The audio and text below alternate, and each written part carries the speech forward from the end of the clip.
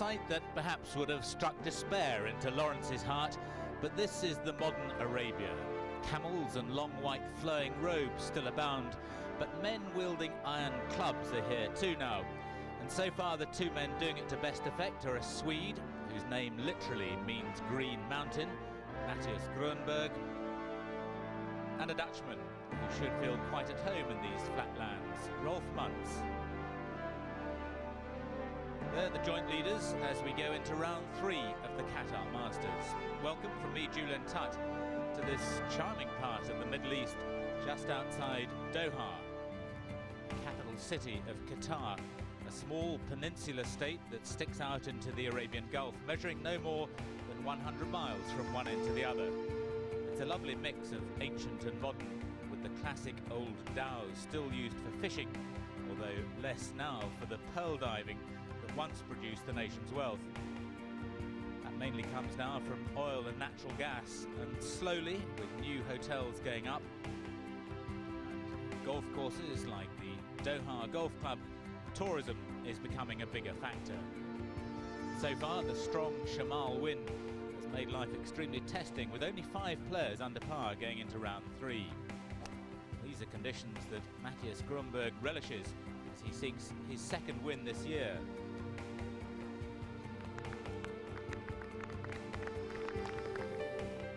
After his opening 68, Rolf Muntz found life tougher yesterday. Still many good shots. 73 was good enough to share the lead.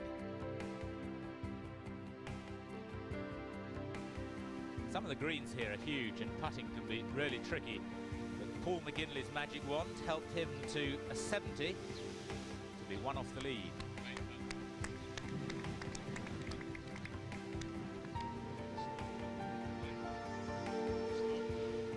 Søren Kielsen is living proof that Thomas Bjorn is not a Danish one-hit wonder. He also shot 70 after an opening 73. Compared with the tiny Kielsen, Russell Clayton tends to fill the frame. He's got an ideal game for these conditions.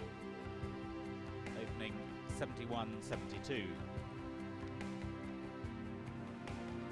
Putting can be the hardest part of the game with a strong wind and tricky greens, as Gary Orr discovered en route to a 74.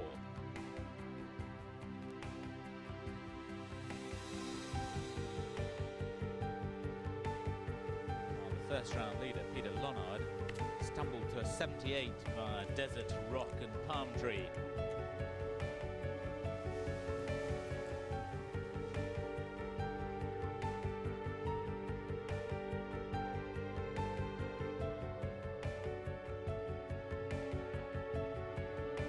So this is how it stands after the first 2 rounds. Muntz and Grönberg leaders at 3 under, McGinley just 1 behind, then Kielsen and Clayton at 1 under.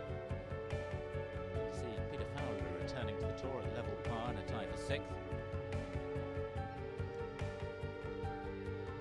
Jamie Spence had a hole in 1 yesterday, and 1 over. Ian Woosnam very much in contention at 2 over.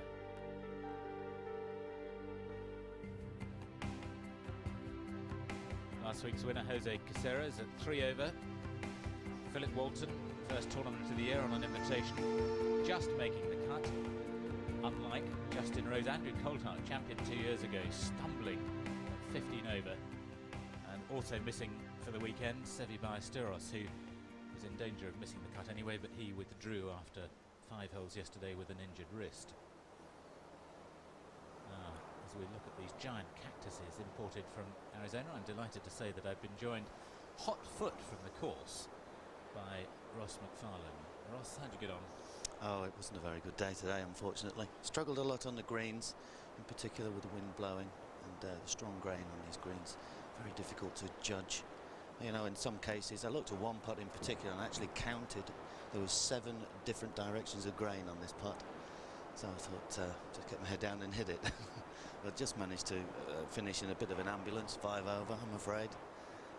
But I'm still here, fighting. So hopefully I'll do a little better tomorrow. Wind is strong again today, but not quite as strong as yesterday? No, it's not really booming through the course. It's about a quarter different to all the other 2 days. So on a couple of holes it's made quite a difference into what clubs you're hitting. In particular sort of 11 and 12, the drive and the second shots are affected a little bit differently by this quarter difference in the green. Okay, well, the leaders are just about an hour into their third round, so let's bring you up to date with what has happened thus far.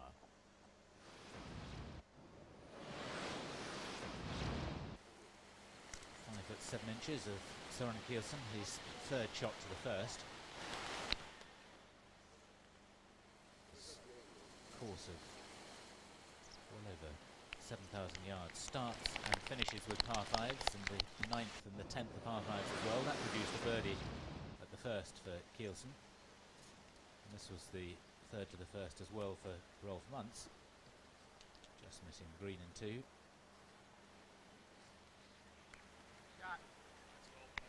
But a lovely little chip produces a birdie to go to 4 under, leader on his own, and then with his second to the 429 yard second, produces another birdie chance, which he gratefully accepted to start birdie and take a 2-shot lead. That is, Grönberg just made the par at the first two, but had this birdie putt at the third, beautifully done,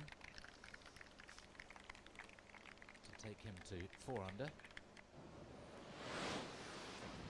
But it wasn't all plain sailing. Russell Clayton had this little tiddler of a par putt at the fourth that declined to drop, and he followed that with a bogey at the fifth as well.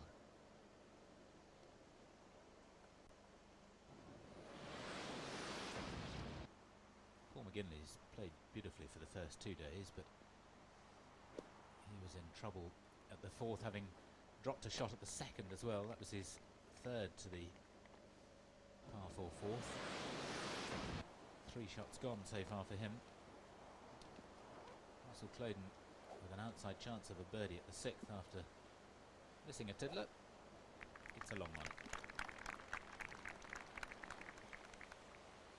So he's back just 1 over for the day.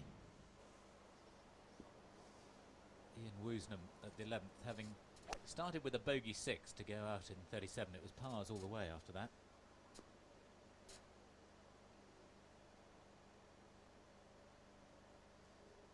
Made a birdie 4 at the 10th, had another chance here at the 11th.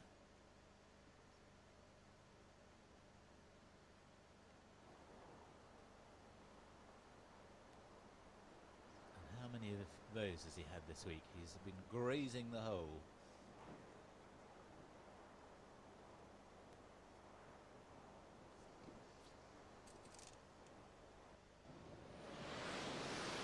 Matthias Grönberg, the 6th, just 1 under for the day at this stage, has this to save his par. Back to level for the day, 3 under for the tournament. But Rolf Muntz going along beautifully on this dogleg left 7th. Nearly an eagle.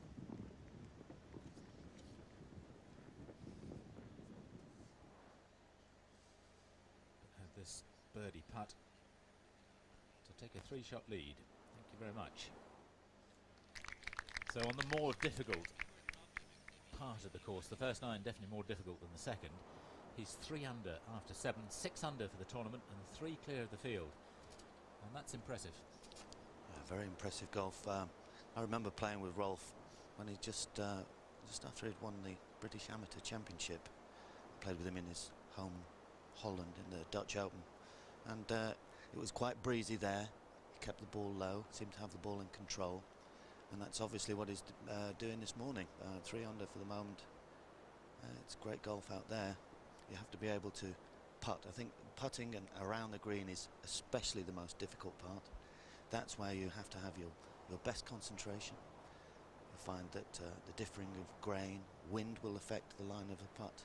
And also just the fringes, and just off the fringes of the greens, this tough ryegrass mixed in with the Bermuda that is prevalent in the rest of the course makes it extremely difficult for any sort of control. It seems to take a little bit of the skill away from the short game, and it's a little bit more hit and hope in cases. Might have noticed with the scores just going through there that Peter Lonard is having a better day. The first round leader with a 67, out in 36 today with 2 birdies and 2 bogeys, but that's kept him very much in the hunt at 1 over. We've just got the 2 players now under par. Marked contrast to last year where Paul Lurry won it at 20 under par. It's not just the wind this year, the rough is a lot more difficult as well. Yeah, absolutely.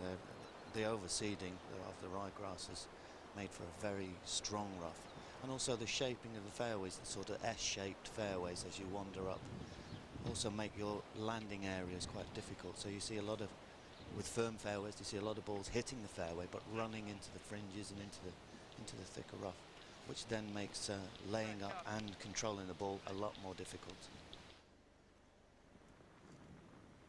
Peter Fowler on the par 5 ninth. It's a delightful chip. That'll be a safe par 5 to remain at level par in joint 3rd place alongside Søren Kielsen and Russell Claydon.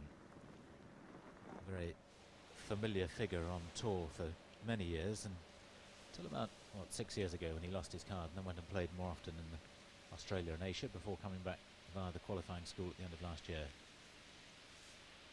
For quite a time.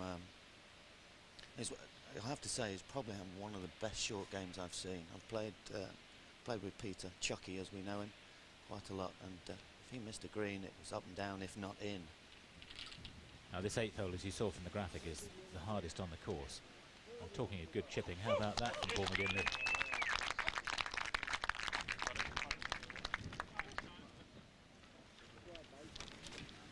What did you hit here today? That was I was trying to knock down a 2-iron, which I managed to do, but I knocked it down and it stayed straight and finished in the left-hand fringe. But it's the sort of shot you see. You know, do you see a knockdown shot? Do you see one drifting on the wind?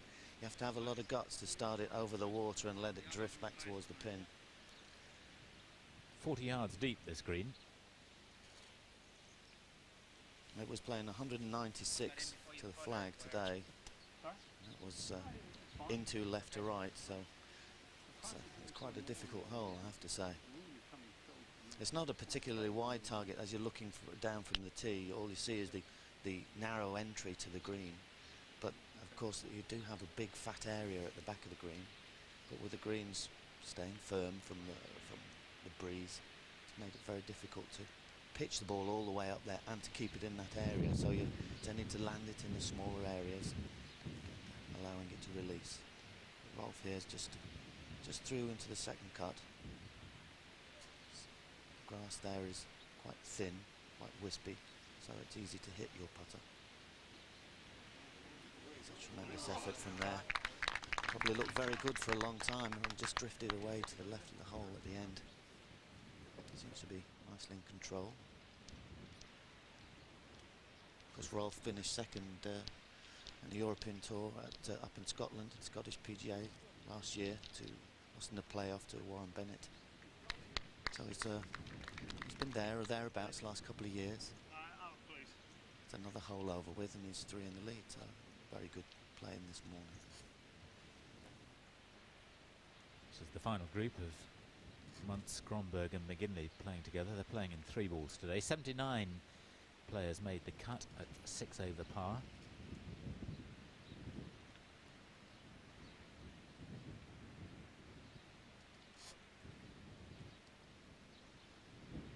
Some players were using 3 woods off here.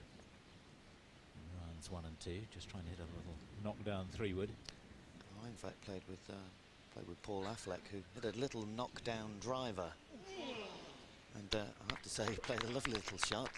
Sort of tapped it with a touch of draw and then pitched on the front edge and ran up sort of some 20 feet away, which was a very good shot in the strong winds the first 2 days. That was a brilliant effort for birdie from Mathias Gromberg, who celebrates his 30th birthday tomorrow. It'll be a wonderful birthday present for him to win the Qatar Masters.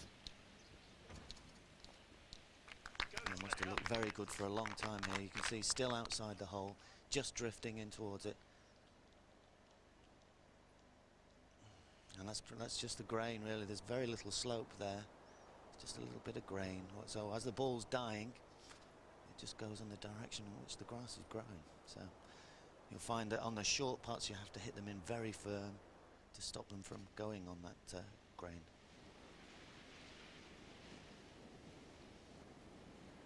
Soren Kielsen's third shot into the ninth, wind blowing strongly from the right, helping a little as well. I think he's very lucky there. The ball seemed to sit up in that little rough. Russell Clayton also from the semi-rough on the left-hand side. Little knockdown shot. Very nicely played.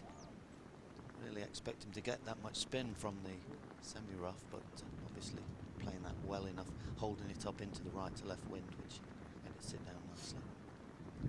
I suspect he didn't expect that much either. I think it was hoping for that to dribble all the way down towards the hole. Swinging right to left from there, he was hitting it on an excellent line. They haven't cut the greens today. They cut them yesterday, and I think perhaps slightly regretted it afterwards with one or two balls moving in the very strong wind. They're still running very nearly at 10 on the stimp meter.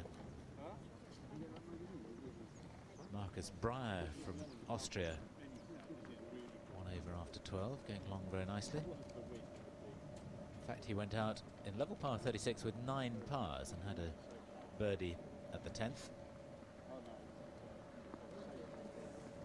Patrick Sherland, who is Matthias Gromberg's closest contender at the moment for the last spot off the order of merit into the European team for the Seve Ballesteros Trophy.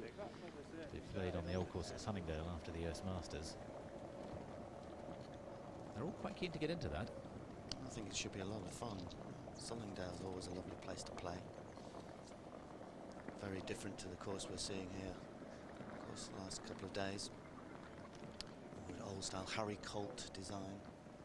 Beautiful rolling fairways. These two are rolling, but a lot narrower this year. That's why I see the scoring so much higher. Hoffman's going with driver. This is one of the holes that they measure the driving distance on.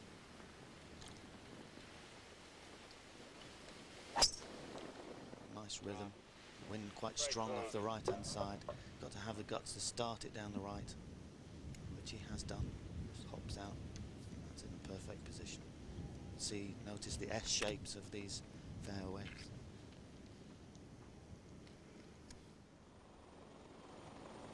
And 634 yards, the longest par 5 we play on the tour. Evidence of the way that they try to push you left. It's about 260 yards at this point here on the left hand side, and then it gets narrower as it gets up towards 300 yards round here. Again, they push out towards the water. If you're laying up, with the region of sort of 4 or 5 iron. And there you can see big blue stuff on the right. People trying to stay well away from that, ending up in these left-hand traps. Some people can actually reach this in 2 with the wind helping and off the right-hand side. Some of the bigger hitters. I myself have just been sort of pushing it down, going in with a wedge for my 3rd, so that's been good enough for me. But Matthias, strong enough player. If he gets it on a good line, he'll be able to get there.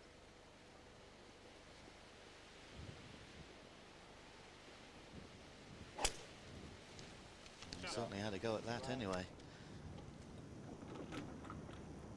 And that's in a perfect position. Lands on the fairway, so that'll scoot along there nicely, and he'll probably be tempted to have a go from there. Julian, good 3 wood. We might see him hit it into the middle of the green, but again, this green's some 42, 43 yards deep. Will make it a very long putt.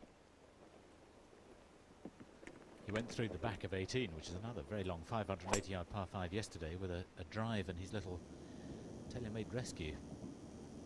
A huge hop forward on the fairway, and a hop forward too for McGinley into not such a nice lie.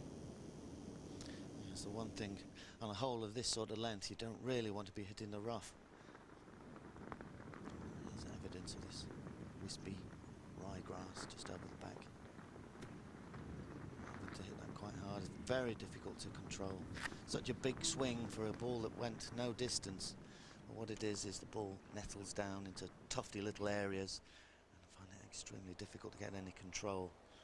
So you'll see differing ways to play those shots.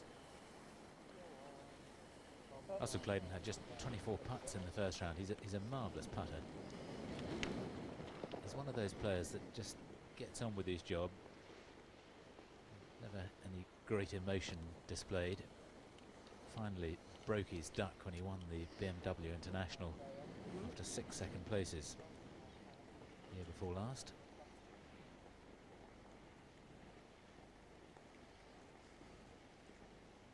Interesting. It almost looks like a replica of a Dow, that putter that he's using. It's made by a chap up in Sweden who Anders Forsbrand knows quite well, and he bought one down for Russell. It is an interesting shot. I have one at home as well, Julian. Have you? I do, yes, and it does feel very good. It takes some getting used to looking at, but the heel-toe weight means that off-centre hits still feel very good. Surely you don't hit it off-centre, do you? Every now and again there is one that goes more than off-centre, especially with the putter. But this guy can putt very nicely. He's got the grip that Langer used to have.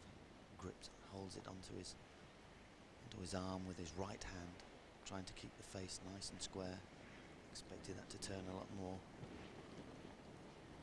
Is that because he's had problems with a conventional grip, or does he just find that the best way of putting, do you think? I would imagine it's the best way of putting, because when Soren first came onto the tour last year, you didn't see him trying any other methods. That was the way that he putted. And in fact, I think he finished 4th here last year. It was a great start to the year. Second. Tied second, yeah. Tied second with Patrick Sjöland, I believe. It's a particularly off-centre hit from Chucky, from Peter Fowler. The wind coming off the left on the 10th. A very narrow area to lay up into if you don't hit the fairway.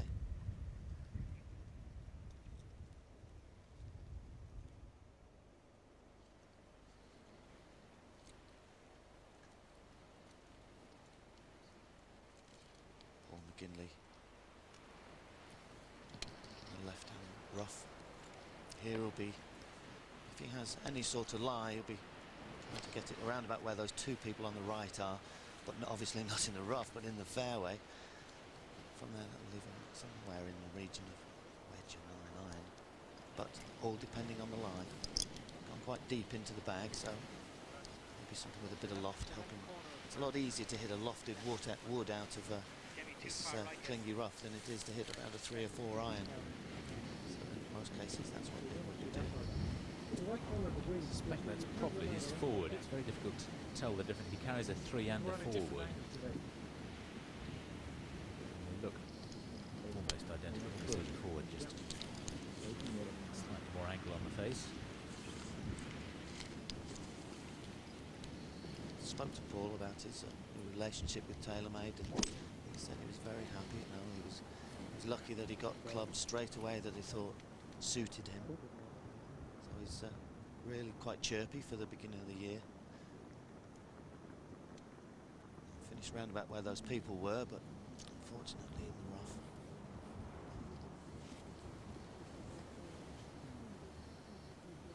Oh, he's had a wonderful start to the year, hasn't he, with a 5th, a 3rd and a 2nd.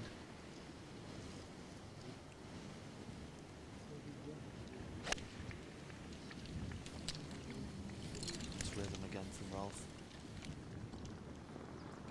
Well and control. It's very important when it's this windy is to be not try and hit it too hard.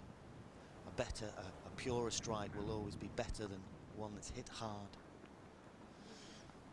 Not tempted to go green in 2. 4 or 5 iron. Quicker there. Still see it, so that shouldn't be too bad, Julian. From there, he'll have no control, though. That's the most difficult thing. Coming over the edge of the water as well. And those last two swings, his drive and that one, he's been a little bit more aggressive and a little bit quicker. And he was making the point after, well, in fact, no, out on the range this morning before going out, that it's been good for him here because his rhythm hasn't been all that good so far this year, despite the fact he won in South Africa. And the wind has forced him to just hit it softly and get a better rhythm.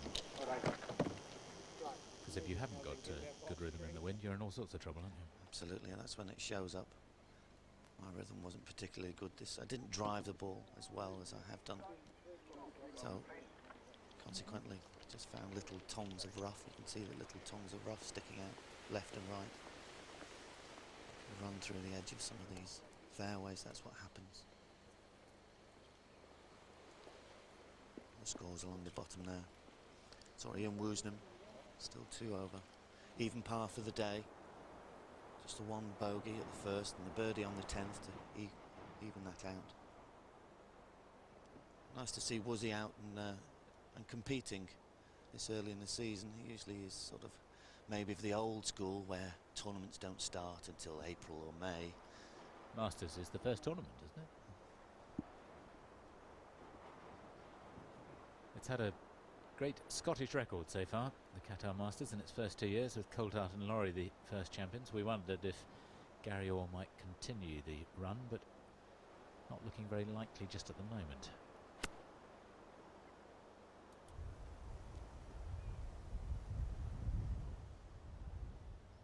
Out in 41 with 5 bogeys. Of course, it's very easily done. In this sort of course, it can really catch you out, and any miss-hits can go into some terrible trouble. I know I've seen a few deep, rough parts today. We've seen a very good score in today from Søren Hansen. He's finished with a 69, 35 out, 34 back with no bogeys. It's tremendous scoring today. I feel like Magnus Magnusson, I say that. And no passes. He's tied 6th at the moment at 1 over. And Andrew Butterfield, an Englishman, a 70. He moves to 3 over. 72 for Per Ulrik Johansson. Coming back in 34, he's at 4 over. That's a very good score. 2 under today and a couple of bogeys on his card. Bogeys at the 5th and the 9th. Even those out, a couple of birdies early on, 2nd and the 4th, and then 2 birdies on the back 9, the 12th and the 16th. But here's a difficult position. See the wind quite hard off the right, trousers flapping. Maybe a day for wearing tight skin, the old skin tight trousers, so you don't feel the wind so much. Yeah, part of it would love it.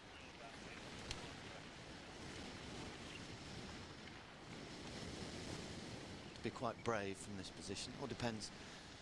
If you start letting the ball go away on the wind, it will run away from that flag and goes downhill, down grain. As we look at it, it's right to left the grain. That's the 18th coming down the other side, to the left-hand side of the water as we look back down the fairway. 2 very long par 5s to finish the respective 9s.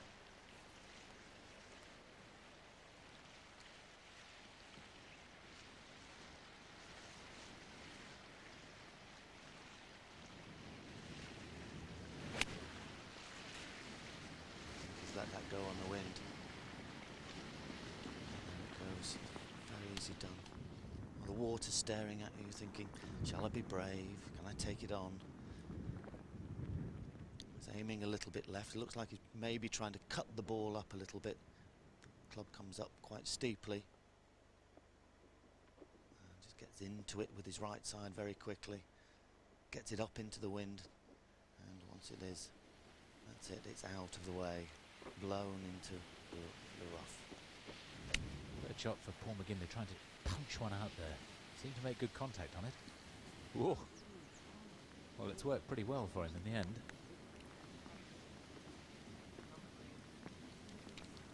Keeping the ball down under the wind. You can see it didn't affect it. Probably try to keep that really low. The wind didn't push it.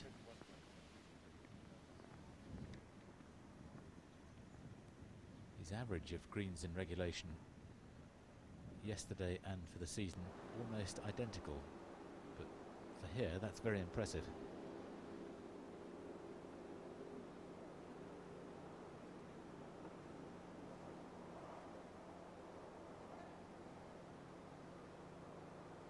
Rolfo hits the ball a little right to left. He'll be trying to start it just on the peak of the clubhouse there. You can just see, hoping that he doesn't try and turn it over. It's just going left on the breeze. Here it comes back down to the hole with a grain. That's a fantastic shot, beautifully controlled. Might see a little bit of like last week where Jose Caceres started to go away from the pack.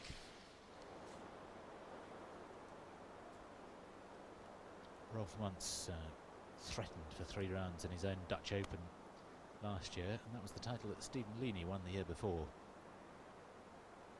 Played pretty well there last year as well. It's an extremely difficult shot. As you can see, lots of shaking of the head this week from when they get into this rough. Will it come out? Won't it come out? Top spin, back spin. Really don't know what's going to happen. Drive over the corner. You can't actually see, but on the lower left-hand side, you drive over a big dune, and the way that they've set up the rough, where it comes out in quite a big, thick area on the left-hand side of the corner of the dogleg. Most guys are doing are just winging it over the left-hand side and hoping to get a lie in the left-hand rough, or maybe it'll bounce out into the fairway. But it's a particularly difficult driving hole.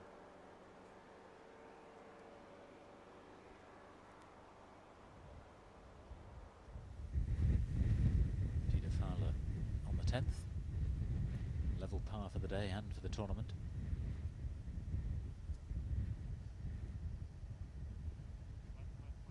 It's a lovely lag. Be his par 5. Stephen Leaney, incidentally, has moved up to a share of 3rd place with Fowler and Clayton. He opened up 5-4-5 with a double bogey at the 3rd, but got one back at the 9th and another one at the 10th, the 2 par 5s to be level par for the day. It is Kronberg chipping for birdie. Of course, we will have seen lots of different ways of playing these round the green shots. Lots of loft, no loft, hook it in, cut it up. We were talking about this yesterday with Barry Lane, how some players will assess where they want to land the ball and then take a club according to that, anything between maybe a 6-iron and a sandwich. Others will try and play everything with a sandwich. Yeah, I think I suppose a lot of it is the way, what you feel, the way you've been brought up. You know, some people like to spin the ball a lot, some other people like to see it releasing and running out, so like they're controlling it as it like a putt, so rolling it along the green. What do you do? A mixture of both of them, really. I try to watch the ball release a little bit more, so I'm always looking for a point from where the ball will release towards the hole. That's always been Tom Watson's theory, isn't it? And after all, he was a great short game player. He liked to see as little backspin as possible. He wanted to see the ball just running out. Take a club accordingly. So everybody will remember that wonderful chip that he held on the 17th at Pebble Beach. That, one of those, another gigantic tussle with Jack Nicklaus. The venue where Tom Kite just pipped Colin Montgomery the last time they held the US Open there, and they're back there again this year. I wonder if Monty can do it this time. It's the sort of course really where he will be thinking that, right, it's the right place for me. It'll be a bit windy, you've got to hit it pretty straight off the tee. Par is a good score, and that's when Colin can really come into his best. He, you know, Colin's amazing. You see on some of these US Open courses, which are difficult, and he has a wide range of scores. I've noticed in the past. He'll shoot a 65, then he'll shoot a 77. Doesn't seem to quite have the consistency which you see winners of the US Open going 70, 71, 70, 71, keeping a nice steady rounds. But Colin's played in a few. He knows what's going on. This guy knows what's going on today. 3 under for the day. This to move into a 4-shot lead. And to go out in 32, which is phenomenal scoring.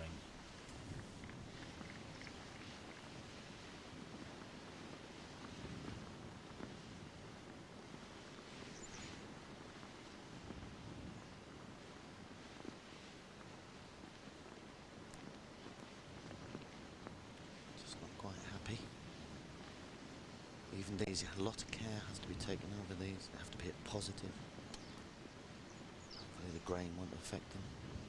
And that was it, pretty positive. Beautiful birdie 4. Out in 32. 4 under for the day, 4-shot lead for Rolf Muntz. Just a little smile coming on the face. Of course, he has got the Scottish connection, having won the Amateur Championship at Muirfield, one of the Great Links courses, and as you say, just losing in the playoff at Glen Eagles last year in the Scottish PGA. So if it's not to be a Scotsman, perhaps it'll be this man. Maybe they call him Rolf Mac Muntz.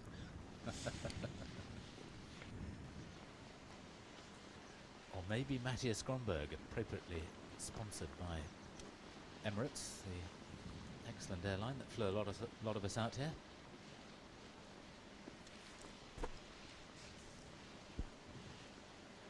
Lovely chip from Matthias. So it looks like he used something in the region of 6 or 7 iron, kept the ball low so the wind doesn't affect it. Some 3.5, 4 feet. Just a touch of right to left in this. You can hit it straight, but you've got to hit it hard. See which line he chooses.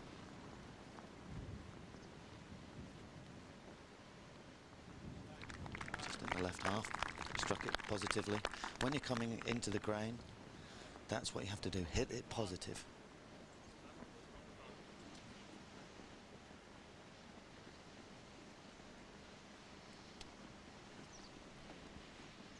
.410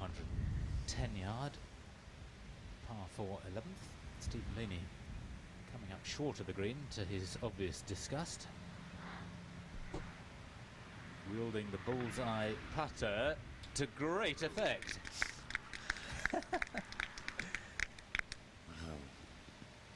Well, it goes down as a 3. No maps on the scorecard. And that's 3 birdies in a row to move to 1 under. 3rd place on his own.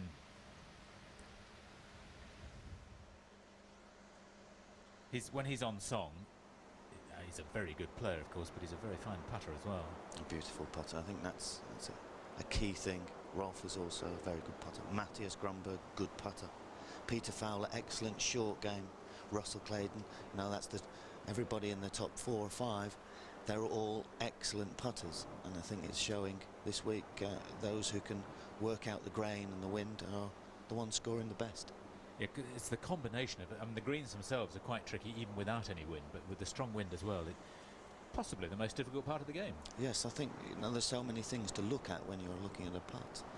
You're looking at which way the grass is growing, which way the wind's blowing. Is it uphill? Is it downhill? Fast, slow? Hands, knees, bumpsy daisy. A few players there at level par. Jose Caceres, level par for the day, that is. 3 over for the tournament. Caceres, Philip Golding, Van Phillips. Peter Lonard has just dropped a couple of shots at the 11th and 12th to go to 3 over now. Philip Price is at 3 over as well. He's suffering with a tummy bug, most uncomfortable.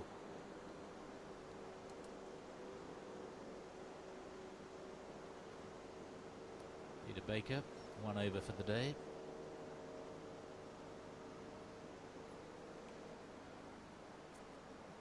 Stephen Webster out in 37, has just had 2 bogeys, all the rest pars.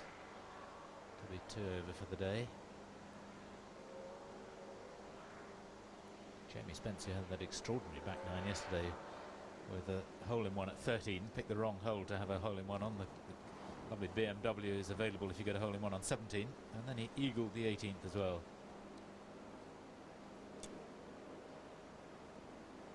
Gary Orr and David Lynn both slipping away. David Lynn's 5 over for the day, went out in 40 and bogeyed the 10th as well.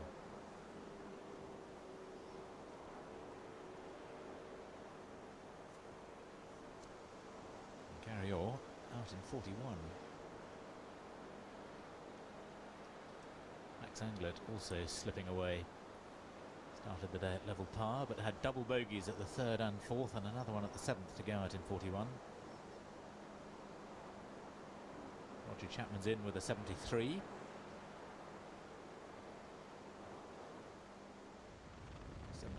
Also for Jim Payne. That gives you an idea of just what an extraordinary oasis this is. It's flat and browny yellow desert all around, and they use huge amounts of water to keep this green and fertile land. It's quite an amazing picture, this. This gives you an idea where the wind's coming from. You can see the sort of haze just in the top of your picture there. That's where the wind's coming from, blowing straight from the desert, the Shamal. And to the left of the clubhouse there, the huge practice ground. Absolutely wonderful practice facilities here. So you yourself have been using those this week? Hitting the ball nicely, are you, Julian? Not really, no. It's another story.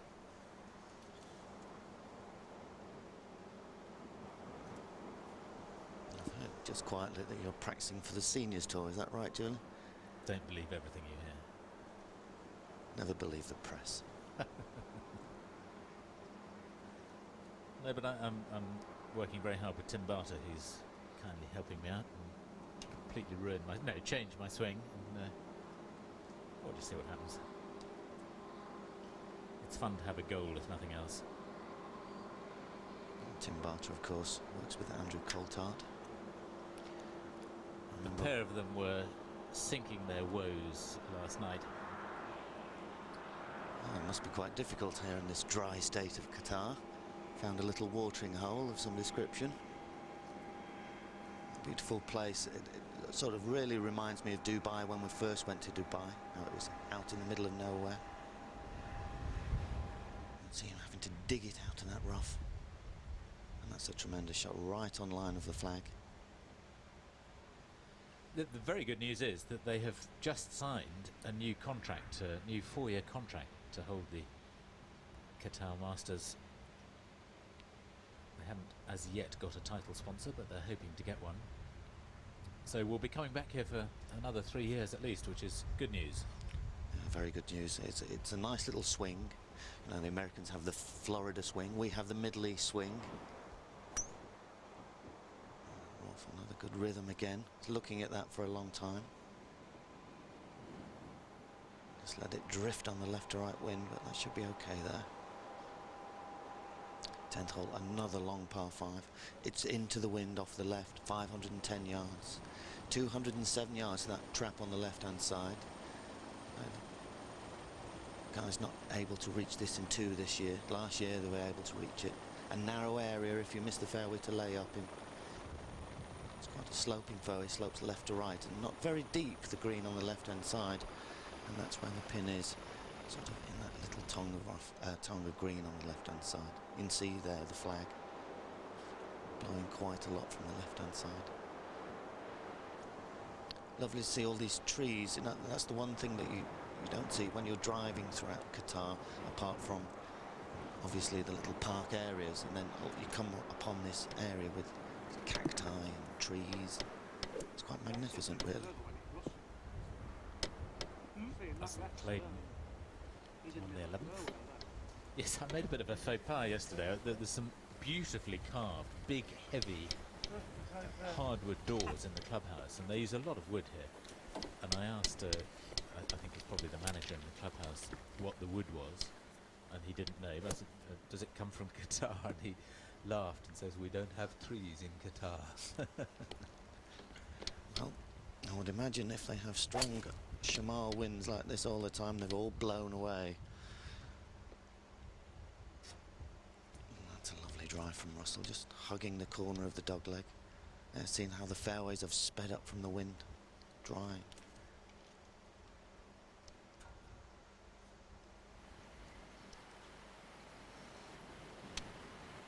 Looks like a 3-wood for Bromberg. Trying to reach the 10th in 2.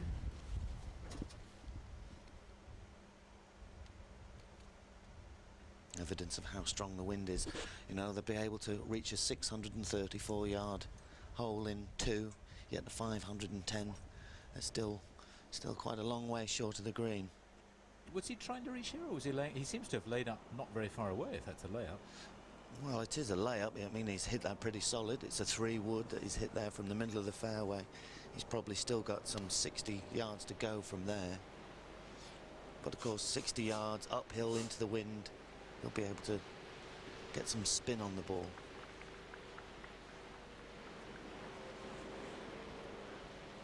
It's a feature of the professional game that I think is not always appreciated by the average club amateur, who will just try and get the ball as far down the fairway as he can.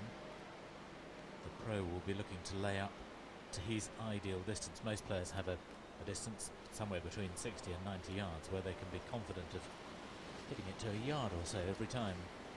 Absolutely. You see a lot of the pros practicing those sort of shots, 60 yards.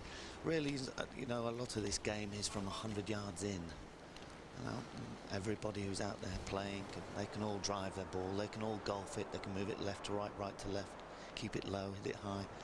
But the whole of this game is from 100 yards in.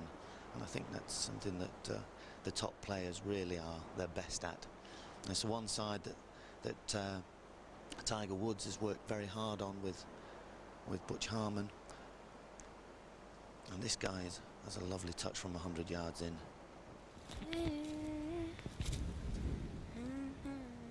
And even further out, 12th hole, 390 yards. Peter Fowler for his birdie. It's on line. More evidence of the good short game, Peter.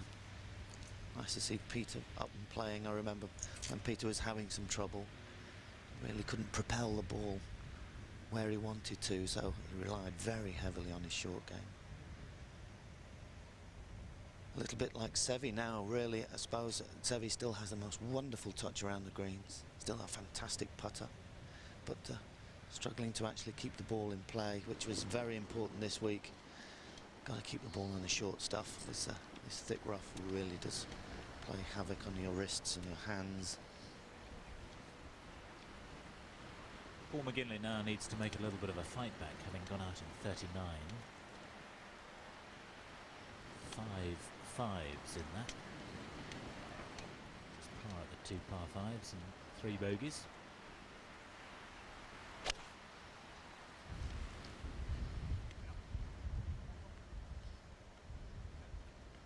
He must have looked pretty good in the air, but he drilled that right through the wind.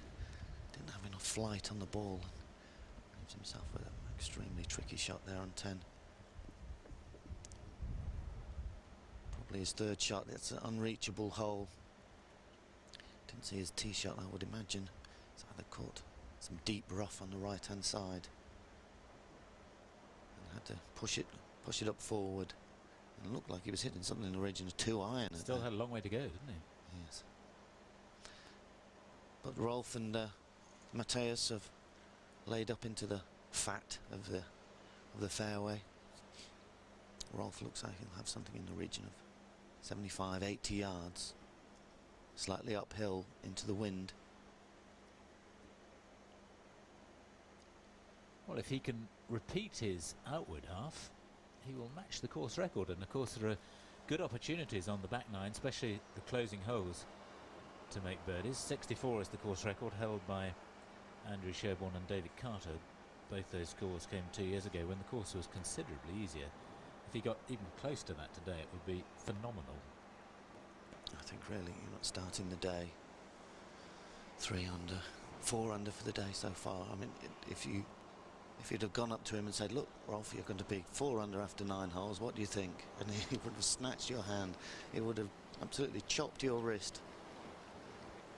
It's a great start, and really the way he's playing, keeping the ball in play, doesn't look like he's making mistakes, seems to be controlling his game. Who knows? I can see the flag there really gusting away. And we've seen him hit the shot. I mean, he's just done it at the 9th, and we saw 1 or 2 yesterday as well, where he's hit it almost stiff. Marvellous control. down the grip a little bit. So something like a pitching wedge. Ball back in the stance a little. Just push it underneath the wind. Just release the club a little bit. That must have looked pretty good from where he was. Actually, not that far away. Quite a straightish shot. Stephen Leaney, 3 birdies in a row, has now got this for par at the 12th. 10-footer or so. No, just dribbles away on the left-hand side. How frustrating. The pin of the last 3 days has been in around about the same sort of area. The flattest part of this green is quite a steep, sloping green, this, and really with this wind, you had to keep it in that sort of area. Haven't been able to use the full extent of that green this week, with the Shamal really affecting that.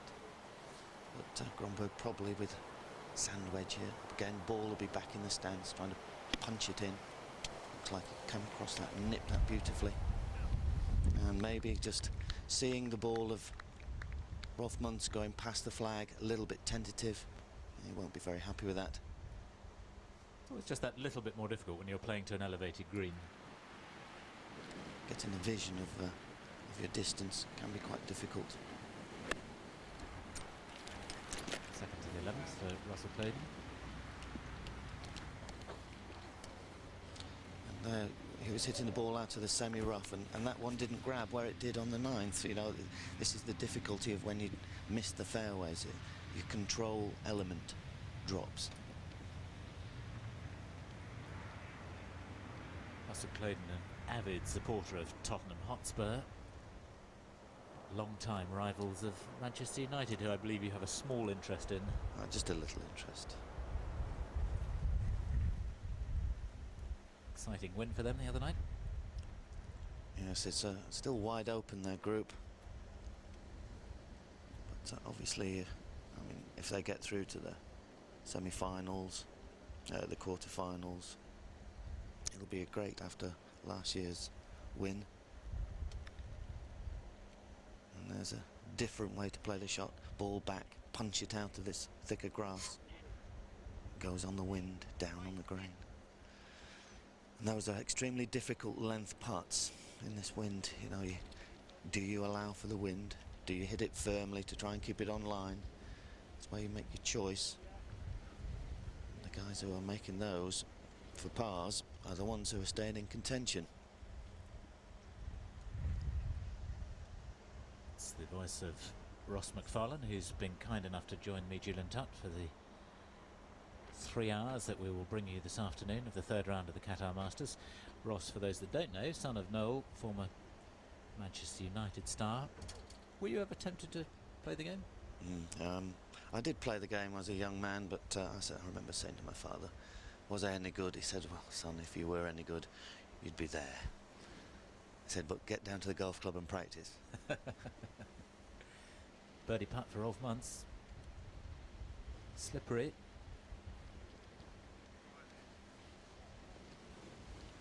Couldn't really hit that with any sort of conviction. It comes out of this fringe grass, and it's you never quite know whether it's going to stay on line when it comes out of the fringes. Sometimes it hops a little. It seemed to be a good line, but drifts away on the grain. Just a par 5 then, as he starts back, having made 4s at the 2 par 5s going out at the 1st and the 9th, and that, well, I don't know if it's a unique achievement, but I suspect it might be. Certainly a pretty rare one. The only thing rare, I did have something rare last year. I had 4 2s on the first day, yeah, on the par 4s. Sorry, the par 3s. Oh, hello. Max Anglert with a wonderful chip there on 11. That's what I've seen a couple of balls hold in from the front of this 11th.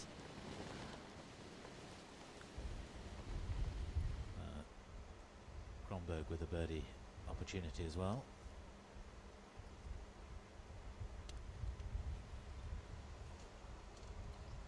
How hard do you hit it? The wind blowing. So many things to think of. So many different parts of the puzzle.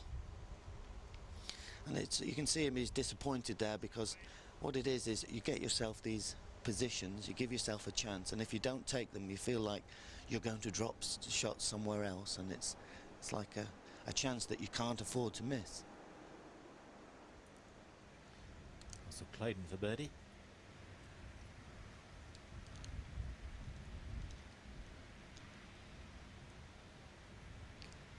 Staring that one down.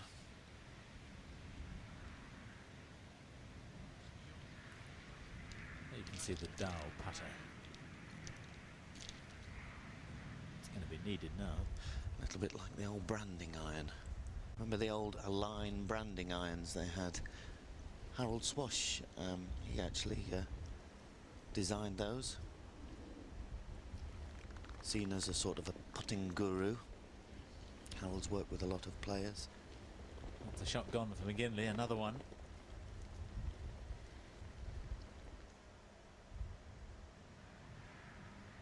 And Sam Kielsen on the 11th for birdie, or for par, excuse me.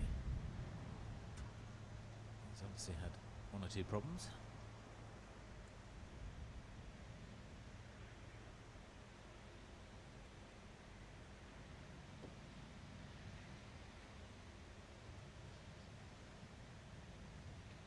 Very difficult to really be aggressive on these putts, because when you keep leaving yourself 3-4 footers with the wind blowing, really what you're trying to do is get the perfect pace on your putts, and I think that's what makes them ever so difficult, with the wind blowing and the amount of grain. Take the wind equation out of it and you think you'd see a lot more balls diving into the hole. Russell's a good putter. It's a little bit uphill, a little bit right to left. It's one of those putts that you would think that a right-hander actually likes, one that you would stand on the range on the putting green and some 10 foot away and bang them in with monotonous ease, but wasn't hit with any conviction, that one.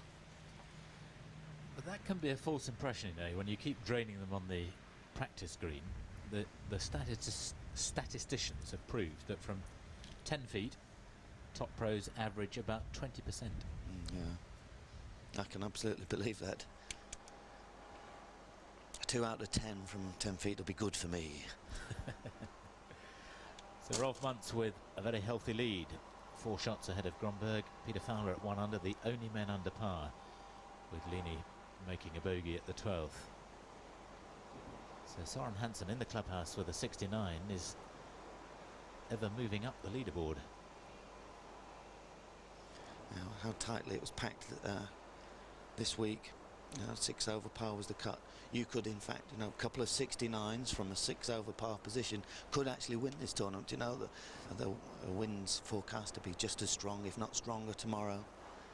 So, really, any of these guys that you're seeing in the top 20, top 30 have a chance of winning this tournament. Well, it's like the Open at Carnoustie last year. In fact, a lot of the players are saying this is the toughest conditions since Carnoustie.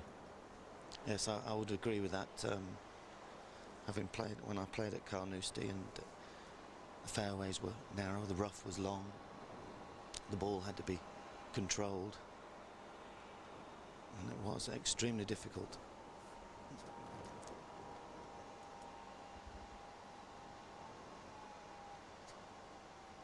Eduardo Romero at 4 over is 1 under today, around the 71 for him.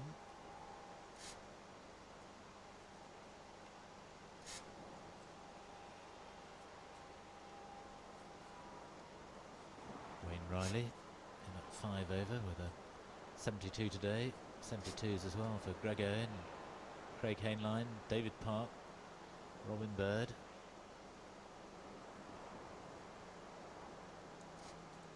Patrick Sherland with a 73 at 5 over.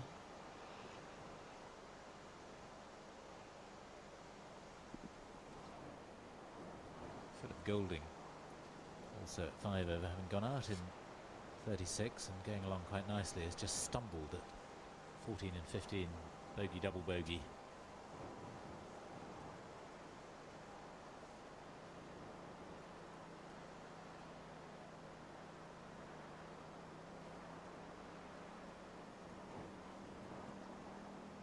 Russell, who wasn't at all sure on Wednesday night whether he'd be able to start the tournament with quite a sore left wrist.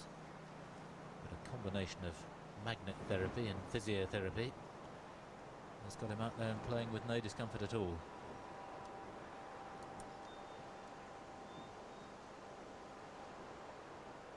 It's amazing what magnets are doing to people. I'm a great fan of them. It's helped me enormously. Where do you wear them? You can have little footbeds that you have in your shoes. I have them there all the time, and on my back as well. And I lent my wrist strap to Raymond. That's how I know about it. But hopefully it seems to have done some good for him. But there are a lot of, particularly the senior pros in America, have been using them. Made a huge difference.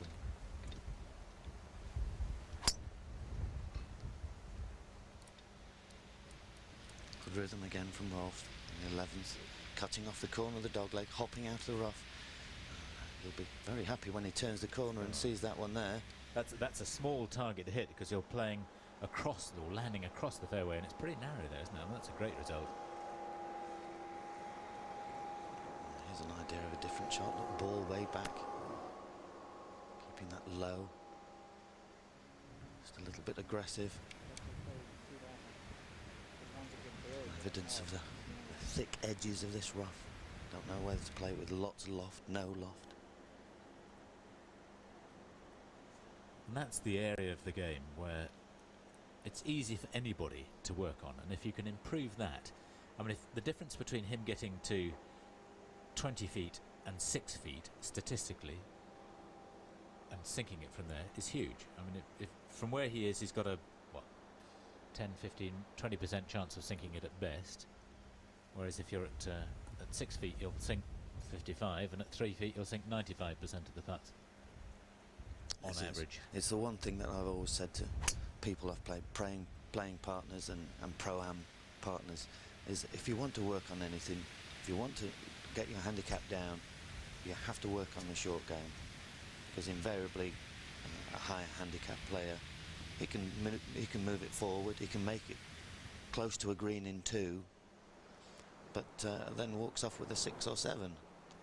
We've all done it, of course, but they do it more often, so they're wondering why they have their 24 handicap, and that's exactly why. But what they do is they go into their pro and they think, all right, I'll have one of those new titanium drivers, and maybe I'll hit it a bit further and I might be able to reach the greens in 2. But when they should be buying a nice little sand wedge or a little pitching wedge or maybe even a putter and working with those. So Fowler unable to get the one coming back. It's a shot dropped. Back to level par.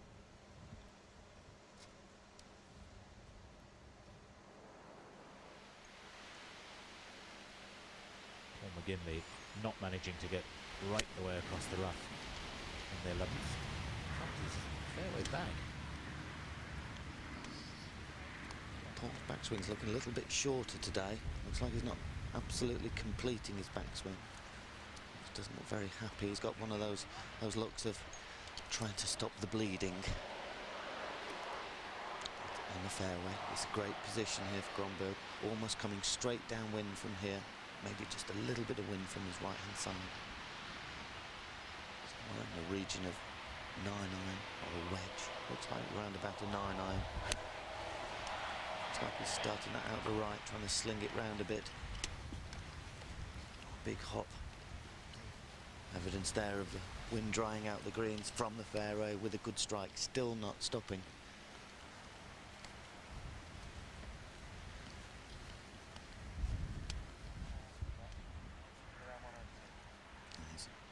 Club brought quite quickly upwards, then drops it down underneath. Gets an attack from inside the ball, gives it a little bit of draw spin. And that's maybe why the ball took such a big first hop, because it had a bit of draw on the wind. After a perfect drive, Rolf left with just another one of those little pushes with a wedge, really.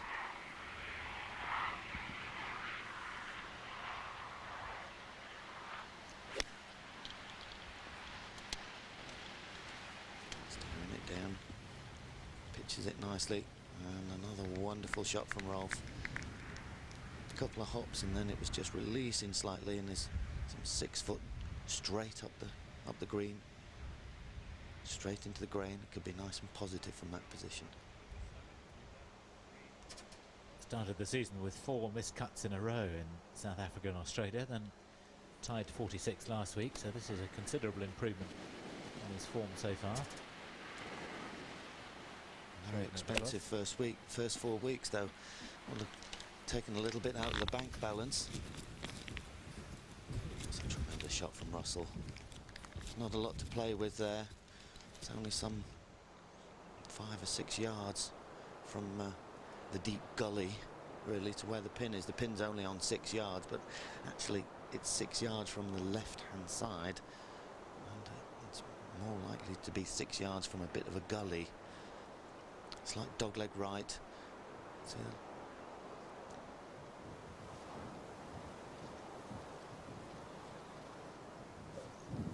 this is the par 3 where Jamie Spence made his hole in one with a 2-iron yesterday. It was what, about 169 yards or something like that? yes. No, 175 yesterday.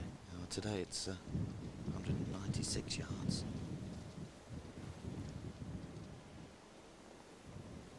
And pin cut way up into the back left-hand corner on a little ledge. Anything pin high left will end up in a trap, so it's a good shot. You can see there, right into that little corner at the back. Very impressive performance this week from Jose Caceres after a tremendous win in Dubai last week. That's a pretty good card, and well, you certainly can't write him off of a desert double. Absolutely, a good back nine. Only the 1 bogey on the day. That's extremely good. 2 over par. Still in a great position. Bear in mind he's only 2 behind 3rd place at the moment, as we see McGinley putting for his birdie. And if Rolf Muntz and Mattis Gromberg should stumble, then brings lots of other people into contention. That said though, Muntz at the moment is way clear of the field and no sign of cracking. It only looks to be moving forward. Stephen Leaney, he likes playing in the wind. One of our Australasian brethren. That's a very good tee shot. In perfect position. The Shamal blowing and the Shamag protecting that chap's head from it. Very sensible headwear. Definitely need to cover yours up, Julian. The sunshine is noticeably shining the top. Oh, is it? Oh dear. I've got a few Shamags at home from when I was out here in the desert some nearly 30 years ago, and I forgot to bring them with me.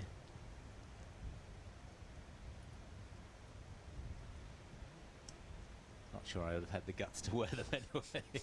Might have caused a little mirth. I was given a full dish dash from the Prince of Oman. I played golf with Prince Qais Al Said from Oman, and he's a very interesting character. He loves his golf. I've played lots of times with him, and one particular pro-am he said, "Will you wear this for me?" So I got a bit of a tan and a touch of a beard growing, and put the dark glasses on and the dish dash, and that was it. One of the local boys. Well, they were a little bit worried about me there with my glass of wine, of course. Yes. Salam alaikum, McFarlane. Shukran. Rolf Muntz to go even further into the lead.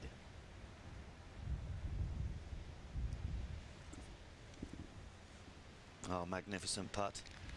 That's absolutely perfect there. Now a 5-shot lead with a 3. Left himself the perfect putt, really. Slightly uphill, into the grain, hardly any break. He's looking in complete control. 5 under for the day. the train rolls on.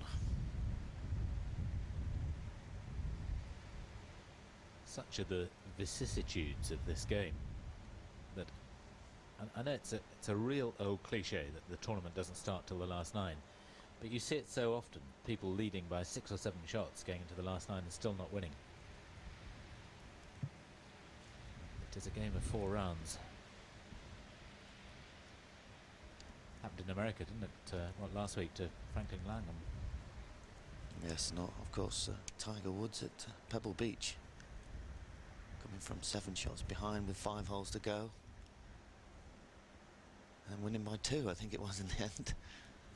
Incredible. Russell Clayton to get one of those drop shots back.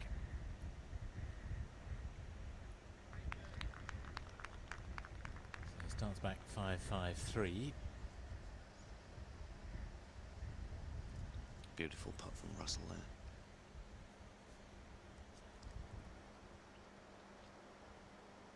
And there's Rolf with his 5-shot lead from Matthias Grönberg.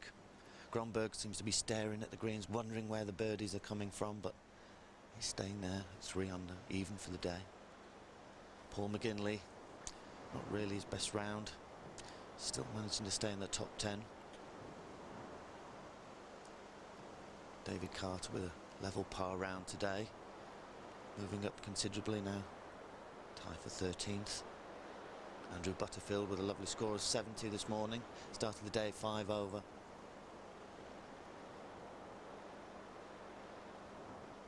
Per-Ulrik Johansson, nice to see him playing better, didn't have a very good week last week. 4 over is an excellent score after 3 rounds. An average of just over 72 is extremely good golf in these conditions.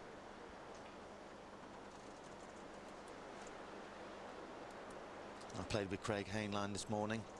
Lovely putter, Craig. When he has a chance, he does like he could roll Cole, I think. Does hole a few good putts. Patrick Sherland, also an exceedingly good putter. 5 over par. You can see evidence of how difficult it is. 5 over par and a tie for 26th. A few more subpar rounds today with 70 from Johansson, 71s from Per Nyman and Eduardo Romero and Bradley Dredge. Bradley Dredge had an eagle 2 at the 16th and then a birdie at 17 to finish 2-2, but sadly for him only made it 5 at the 18th. Coming back in 33, having gone out in 38.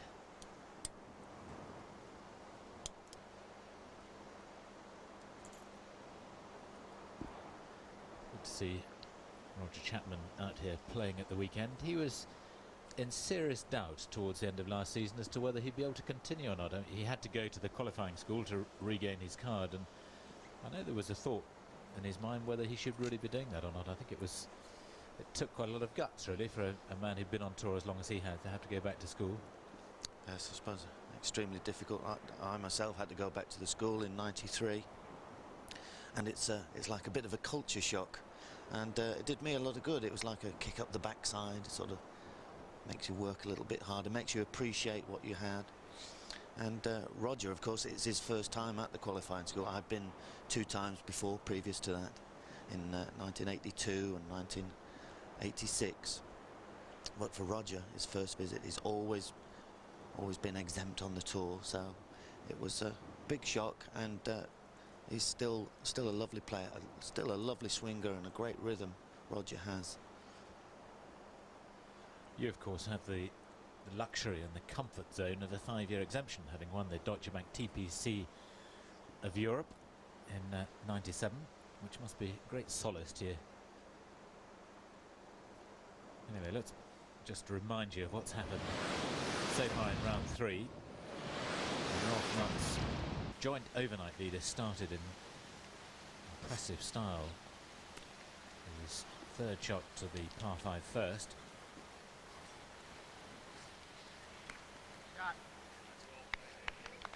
Made that birdie.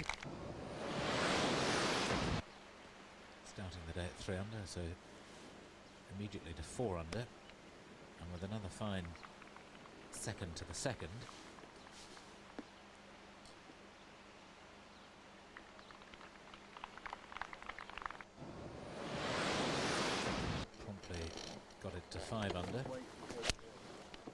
par the next 4.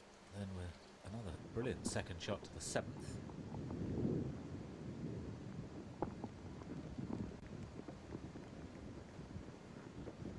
Made his birdie there.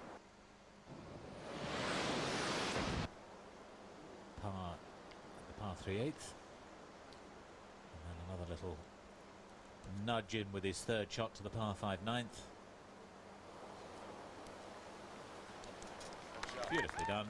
Converted that for a birdie to be out in 32. Missed his birdie putt at a 10th. Had another of these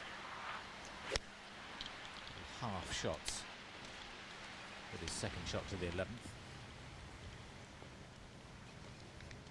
Finishing in perfect spot. Made his birdie 3 there. 5 under for the day, 8 under for the tournament, and leading by 5 from Matthias Grönberg.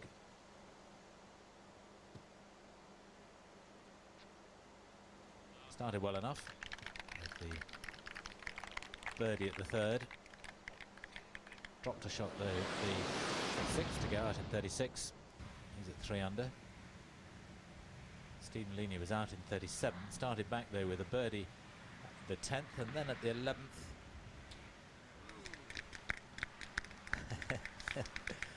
Had hit not the greatest second shot, but the birdie putt was lovely.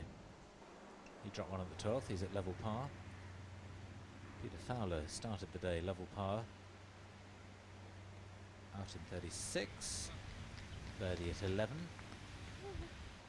Got him to 1 under, but he immediately bogeyed the 12th, so he's back to level par.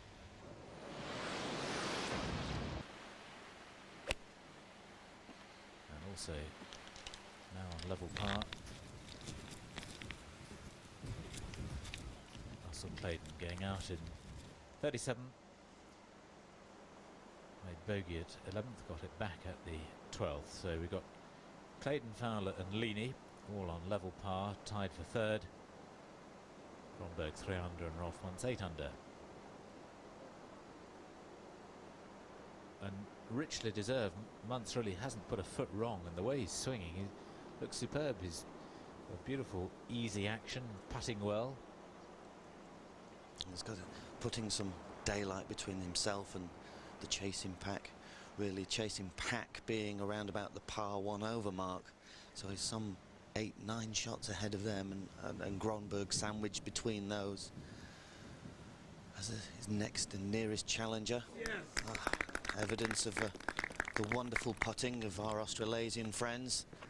Stephen Leaney with a beautiful putt there, getting back the shot that he dropped on the 12th. The wind just causing little white horses on the lakes.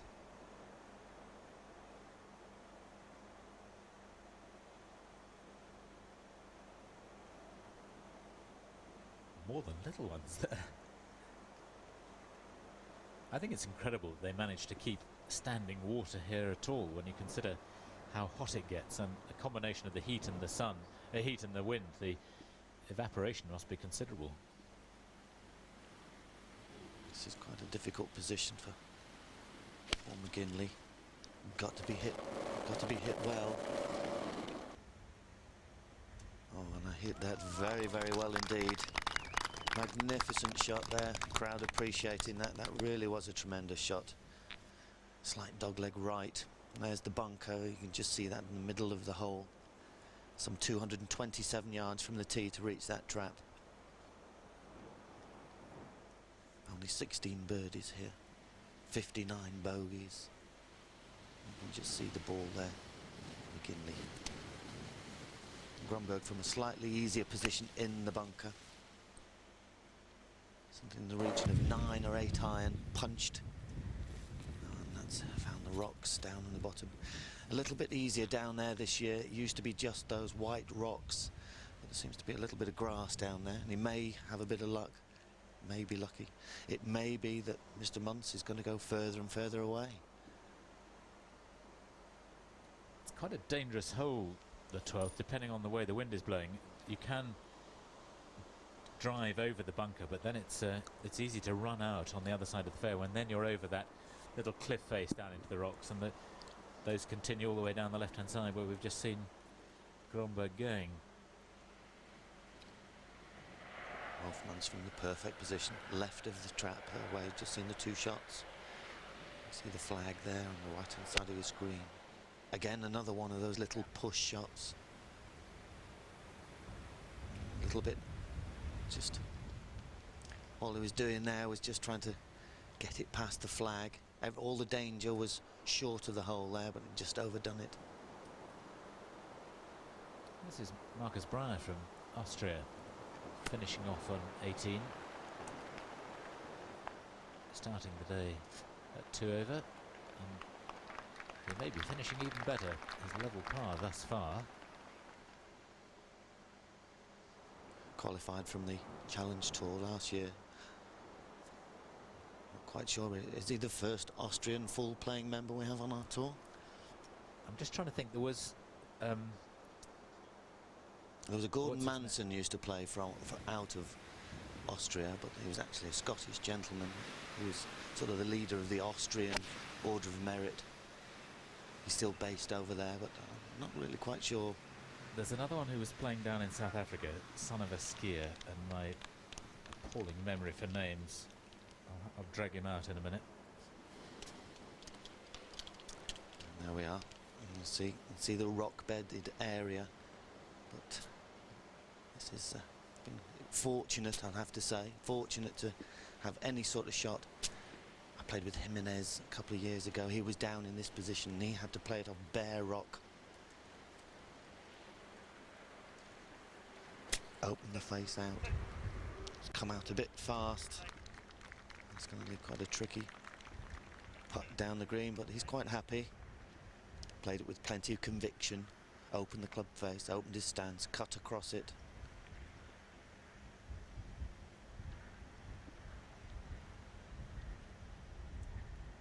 Treacherous little hole. Here you can see evidence how far left he's aiming. Club face wide open. Quite a full swing. See how big that swing is. Holding the club face open through the impact area. Ball going way, way up into the air, and then obviously the wind into and off the left, just getting it to settle down nicely. We go ahead to the 13th.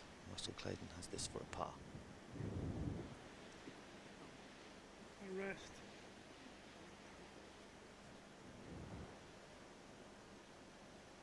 So that ball had a lot of movement after it ran by the hole.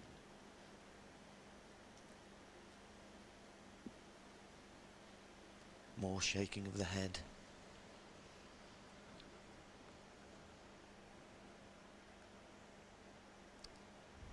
Hole behind our leader, Rolf Muntz. A little bit overzealous with his second shot there. Hit it straight over the top of the flag. Probably looked really good to him in the air. It's left him very fast. Downhill, down grain, downwind. Got to dial those all into the little computer. Still racking your brains there, Julian. Yeah, I was just trying to look back through the records, see if I could dig it out. Sign of old age.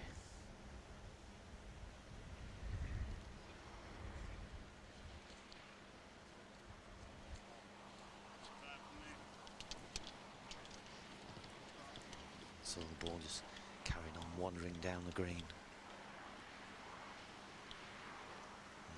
He left some 3.5 feet, but the way he's been holing out, the beautiful stroke and rhythm that he has, I don't think he'll have much trouble there.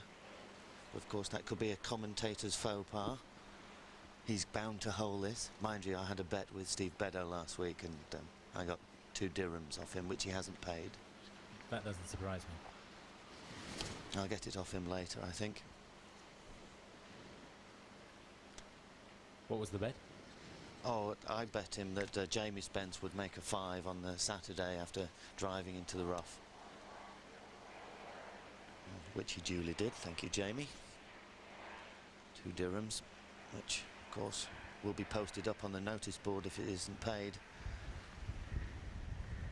But Paul McGinley now. If you can hold this, you can just move him back up.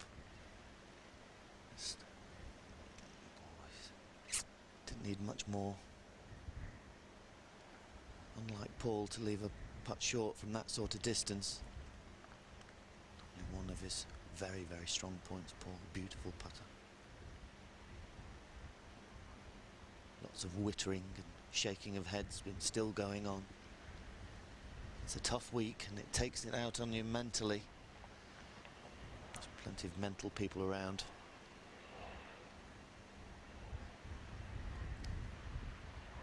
See lots of greens in regulation from Matty. 72.9%, that's very good, very high, 19th.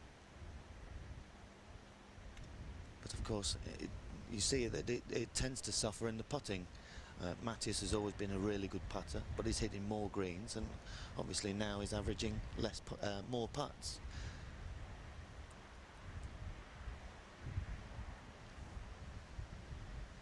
Yes, you can never look at just one statistic on its own to get the full story of a player. You've got to look at them all in comparison. Yes, you look at somebody who's a straight driver, and then you've got to look to see whether they hit the greens, and if they hit the greens, usually they're high percentage of putting.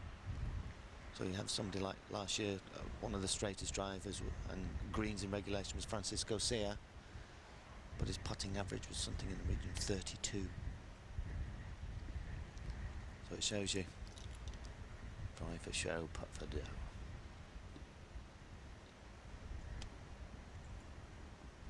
This boy can putt.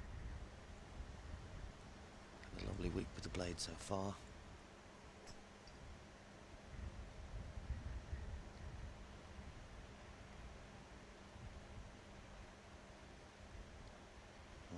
Well, there's the old commentator's faux pas coming straight in.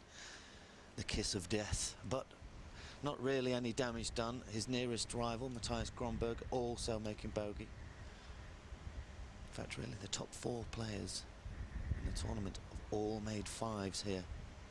Amongst Grönberg, Leaney and Fowler, all making 5 here. Very disappointing though after his excellent drive. Still, you just have to put that out of your mind. That's history. The only thing that matters is the next shot. Are you a swing thought man? It's quite interesting doing the survey around the pros. There are an awful lot of them who really don't have any thought at all. I know Freddie Couples is one, as we see Marcus Breyer just going for his birdie for a 71. Birdie at the last, not quite. Good round though. Fred Couples is one who says that when he's playing well, he does not have anything in his mind at all. That's his ideal. Standing over the ball, has an empty mind. That must be very difficult to do. You know, there's all sorts of demons come into your head when you're standing there. Do you try and work with 1 or 2 swing thoughts? I think I myself personally, having done a little bit of work on my game just recently, work really on the rhythm side of the swing. I think I've been a field golfer for a long, long time, and the rhythm has always been key to making good shots happen. I think that happens with a lot of players. You see some players are absolutely, totally and utterly transfixed with the way that they swing the golf club, that they forget to hit the ball. Woosnam's third shot to the 18th. Hang on, hang on. Not too bad. And 1 under today, playing the last. He's going to be right in there challenging tomorrow, tied 5th at the moment.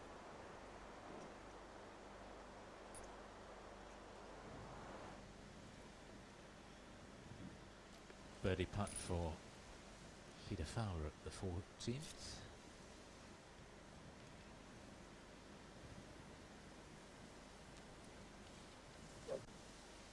Lovely pace from Peter.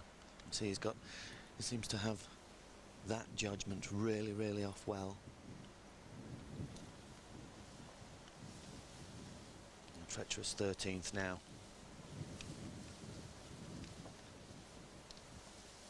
Something in the region of 2 iron.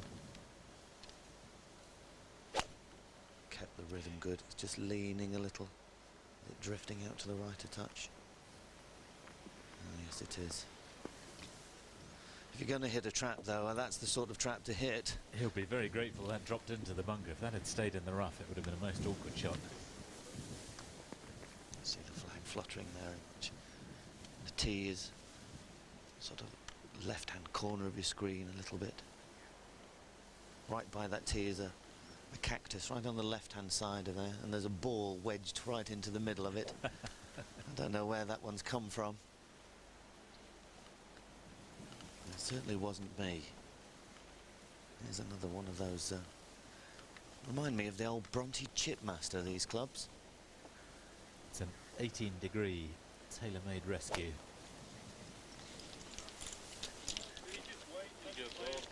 Very useful club.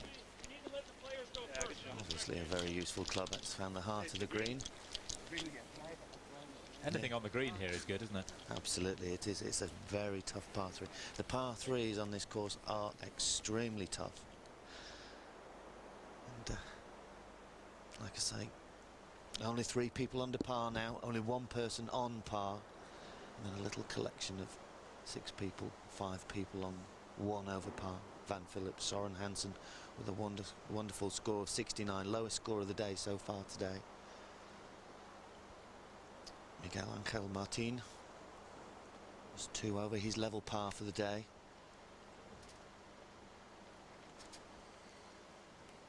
Also Clayton's second to the 14th. Bang on line, but dribbling back to the front of the green.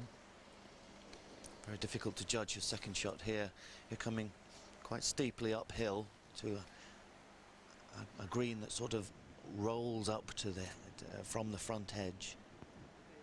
And if you pitch it up by the flag, it bounds on and leaves you an extremely difficult putt back. But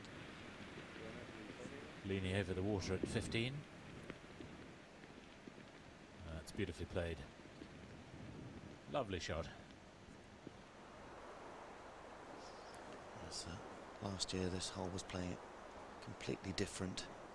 This year it's just a sort of a 3-wood to get it up in the air, let it be pushed down the fairway, and then something in the region of 8 or 9 iron from there. But it has to be hit in the fairway. Lots of danger. This is a very quick chip here, but people never really talk about Ian. Ian does have a super touch around the greens. Evidence of that there. Can't really believe how he can keep it short going down there. It's so quick down there. Leany, his previous shot obviously recorded, failing to make the birdie.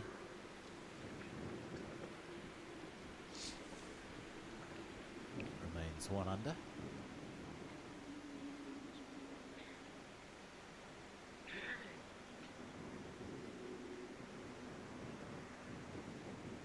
Birdies have been very hard to come by this week. Extremely difficult to make lots of birdies. Last week there was a feast of birdies really from people.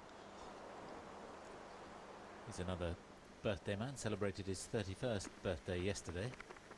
He didn't buy me a Foster's. Did he not? No, I shall have a word with him about that.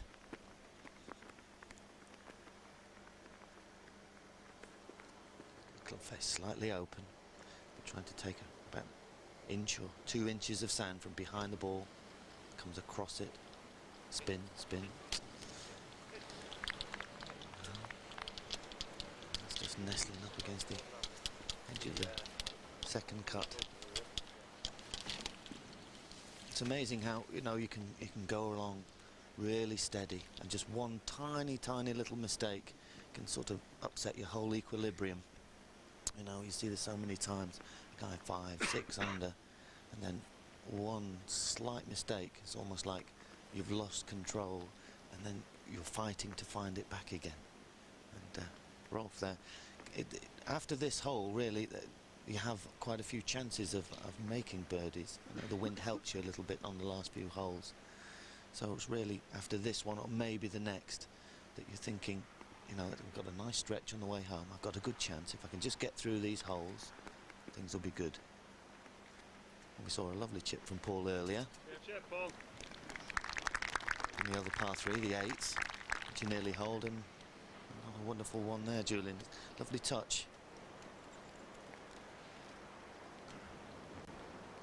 It's not quite so true nowadays, but what you were talking about there with Rolf Muntz was a characteristic of Darren Clarke's play, when quite often you'd see him shoot 70 and he'd go out in 40 and come back in 30, or vice versa.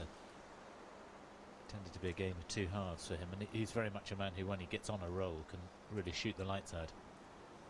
And then something goes wrong and the shoulders go down and a few bogeys come along. Yes, you find the guys who can shoot sort of 62s and 61s, you know, they're not afraid of scoring low numbers, and you see some people who are afraid of shooting low numbers. Rolf isn't afraid of that. He's a good player.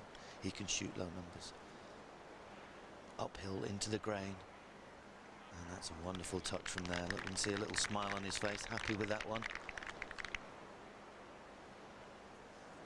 He was practicing that shot on the range. He specifically had the little rescue out and was playing. I suspect he'd probably played the round, maybe, or certainly parts of it, as part of his practice routine, and he definitely practiced that, how he was going to play the tee shot on 13.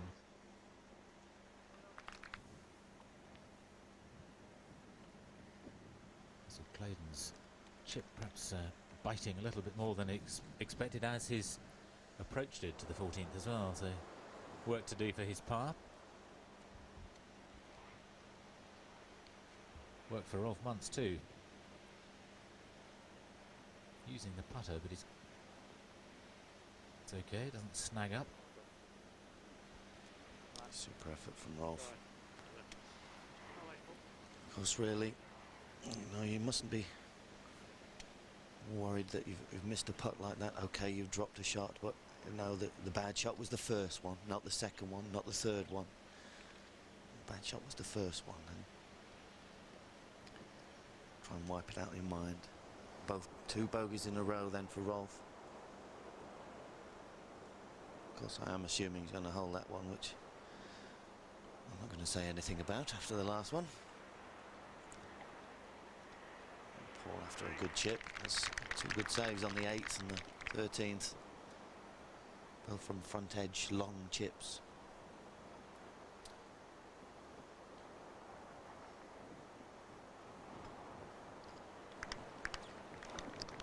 Another one gone.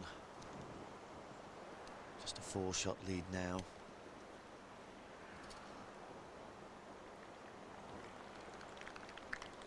And perhaps more importantly, coming back towards the rest of the field. Because if he starts leaking shots badly, then it brings a whole lot of other players into contention.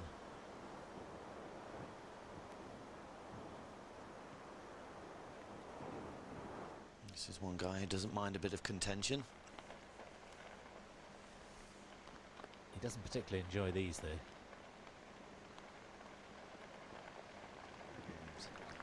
Wasn't exactly ramming that one into the back. It was sort of set it on line, let it dribble down the hill. But, a solid card from Ian. 2 birdies, 1 bogey. He's looking much more secure with those now, though. He really was struggling last year, wasn't he? And I think early part of this season with the short putting in particular. Peter Fowler on an adventure holiday. Oh dear. Must have let his tee shot leak away right. There's a big boulder that he come over, and now he's really, really in trouble now, because where do you drop the ball? He's not in the hazard. He's in the hazard now. He has to drop it in the desert. Try and find a place where he can get that half a lie. Russell Clayton to save his par, and the old putter works wonders. So he'll probably be wondering why he had to do so much work for a par. Sometimes you do that, you play a lovely shot into the green, you think it's perfect, pitches on the front, it spins, comes back down, then all of a sudden you've got a whole 7 or 8 footer for a par. Oh, whoa.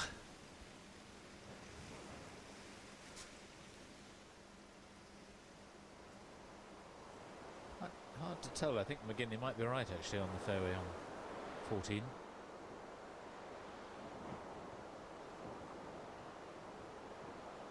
See if Matthias keeps his rhythm up here, or whether he'll try and belt it. Slowly back. A little bit short, the backswing. I imagine it's gone a little bit left. Shows you what I know, doesn't it? Right down the middle. A lot shorter that backswing than normal. Matthias usually getting up to the parallel position. Maybe he's working on that, keeping the ball down and in play, keeping it a little bit shorter. Now he's got to sort of gather himself together now. A couple of bogeys. One of them that really you'll probably feel is silly, a 3-putt really from the edge of the 12th. 13, a difficult hole. He's just got to gather himself together, keep his rhythm up. He seems happy with that. Keep hitting these good drives, keep hitting the greens, keep giving himself chances, and then maybe he'll start going away again.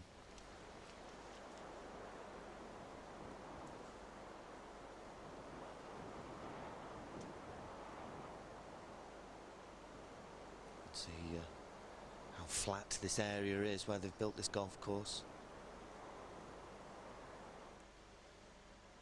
Now this is where you can really start to improve your score with the driveable ball, par 4 16th, and Steam leaning out with the driver.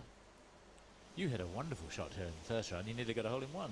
Yeah, I couldn't see it, of course, because there's a big rock in the way. Wind a little bit more straight behind you today. It was spin off the right-hand side, basically, most of the week. Yours actually was perfect because it pitched quite well in the rough, took a couple of hops and just made it out of the rough, and then ran up to pin high. And yesterday also I got it onto the green, same sort of thing. But this time I pitched it on that fairway, that little narrow bit of fairway as you look back on the left-hand side. Clubhouse looks very much like all the buildings here in Qatar, that sort of almost like a castle. A little bit like the clubhouse at Wentworth. It's an intriguing country. They haven't actually at the moment even got a tourist board. They haven't really sort of rushed into westernisation, but I think now with new hotels going up and with the new golf course here and some excellent sporting attractions, they're just beginning to realise that tourism might produce them some extra income, and they have to think about that with the natural resources running out over the next 25 years or so. Particularly the oil here I think is due to run out in 23, 24 years. It's Van Phillips, who has finished with a 70, to be just one over now for the tournament, in alongside Ian Woosnam and Soren Hansen in the clubhouse, and on that figure out on the course, Soren Kielsen and Russell Clayton.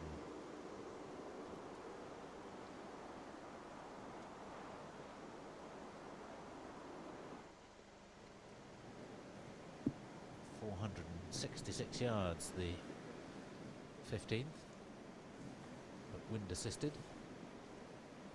You see he's using his metal 3. Get it up in the air, let the wind push it down the hill. As you can see, you can get it almost right to the very end of the fairway, which then just leaves you with a pretty short shot. And now here's the trials and tribulations of Mr. Fowler.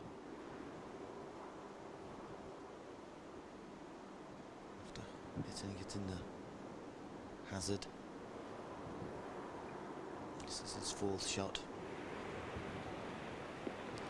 He'll be hitting a lot of club. Something in the region of a wedge.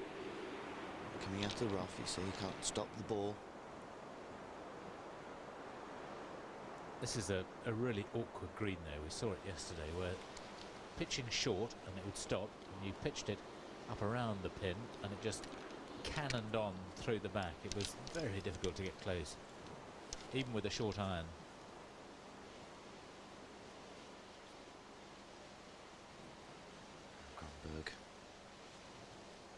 This morning I hit, I had 159 yards to the hole and I hit a 4 iron. Going uphill you had a little bit of yardage for going uphill and then also for going into the wind. And it played around about 190 yards, although it was 159. just looks like it's got about a 5-iron there, looking at the length of the shaft. With the wind sort of coming into you and off the right, you've really got to be positive with the shot. Don't let it get on the wind.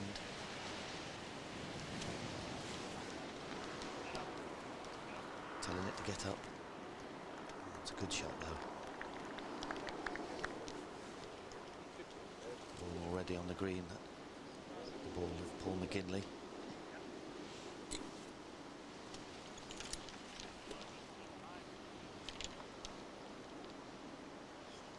Again, is in the perfect position on the fairway.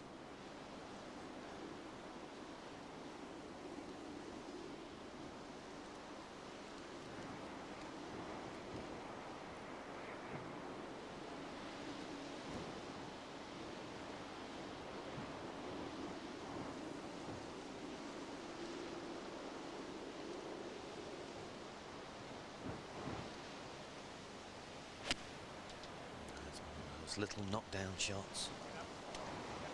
Telling it to get up. Oh, little cannon there. Little kiss. And of course, in that situation, his ball will remain where it is, and the ball that's hit should be replaced in its original position, which will be very close actually to where Runce's ball finished. Of course, there is the situation also, Julian, that if you don't actually know that ball's been moved, you can play that ball from that position. Stephen from over the green. A lovely touch there. Just drifting away. Probably looked good for a long time and then just dribbled on and on. See a lot of people wearing the glasses this week. Very good to keep the old the wind out of the eyes. Must be difficult for you, Julian, with your bins.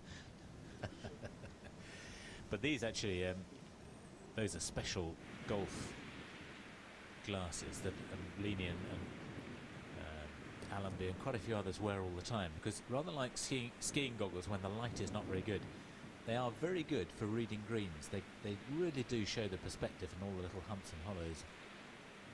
Maybe that's the answer then. I think it might be, yeah.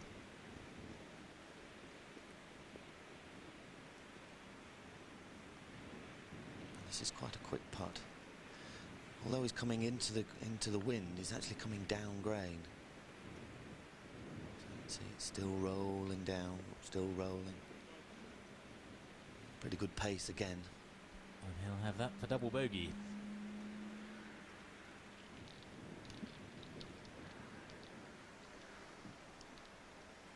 As we've been stressing all along, you can be cruising along quite happily here, and then it can really come up and grab you very quickly.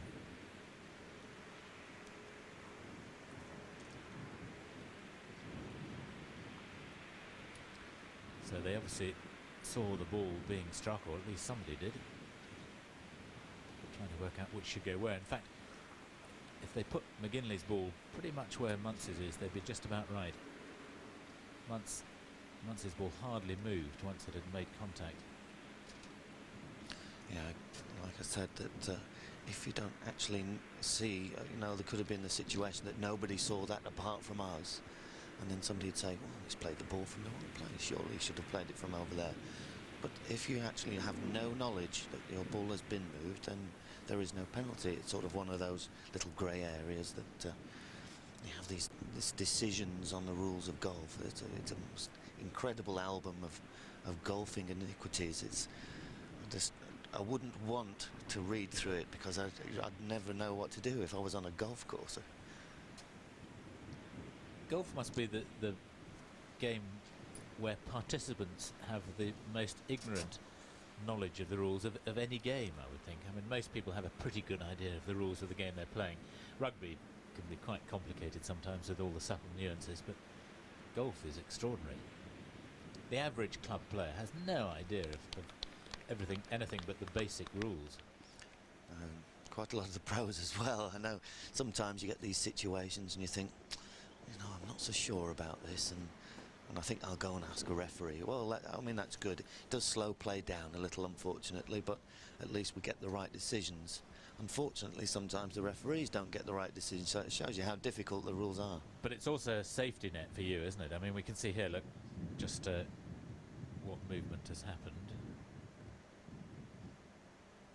I'm not sure that told us really, but I was saying it's a safety net for you guys, because if you call the referee, whatever ruling he gives, whether it's right or wrong, you're in the clear. Absolutely, yes.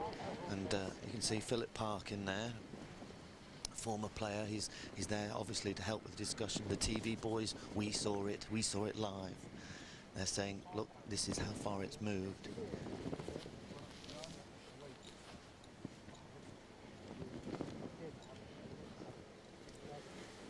Philip Parkin, former player, played in the Dunhill Cup for Wales. Had a little problem with his eyes. He's had the laser surgery that quite a few of these players have. Yeah, and I think that confirms that actually if they put it exactly where Rolf's ball is, he's going to be just about on the right spot. Yeah, Parky was saying at breakfast this morning that he's actually striking, although he's not played very much, he's striking the ball very well, and he's toying with the idea of trying to make a comeback. Yeah, Philip's a lovely striker of a golf ball. He's always been very strong. Used to hit the ball tremendous distances.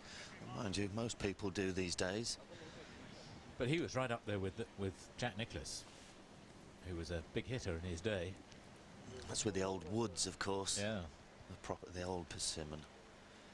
Tiny little heads. I had a little look at mine in my little room of indecisions. And there they were, these lovely shiny wooden things, looking so archaic in the old golf bags. So they're happy that McGinley's putting from the right place, and looks so good. Of course, gives Rolf Muntz a good idea of what his putt is going to do. You saw very little movement, maybe just a hair of right to left.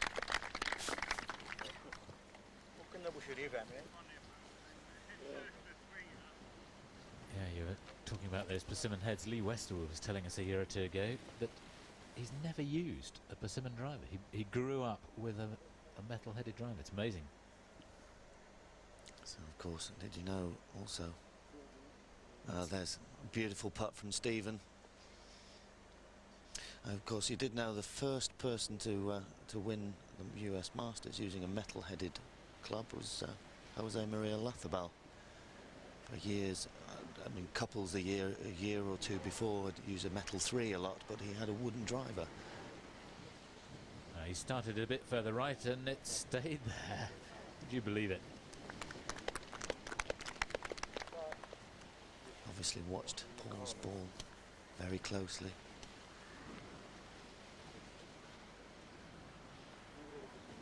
So just par fours for them, with Stephen Leaney making his birdie at the 16th. He's moved into joint second place at 2 under, 4 behind Rolf Muntz.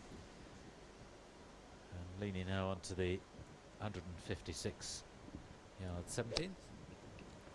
He's playing 149 yards today. Tee up a little bit. 133 yards to the front, pins on 16.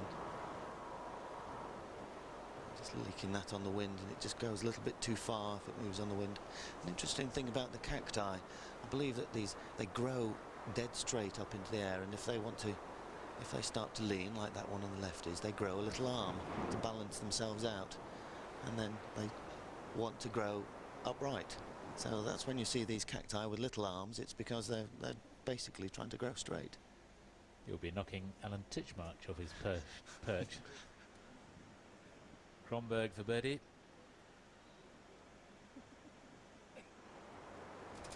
Peter Fowler, incidentally, made his double bogey on the 15th. He's now 2 over.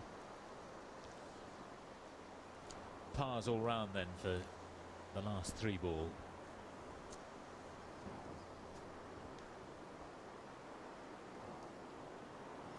Where did you discover that gem from? Oh, I've played out in Arizona a few times, and of course there was a plethora of cacti out there. That's where these ones came from, actually, wasn't it? £1,000 a time they were imported. And of course they are, many of these cacti are sort of hundreds and hundreds of years old. You just don't realise just how old these things are. See the one on the left-hand side there, growing a little arm out the left. That one's going straight up there, it appears. Yeah, well, it's balancing it out.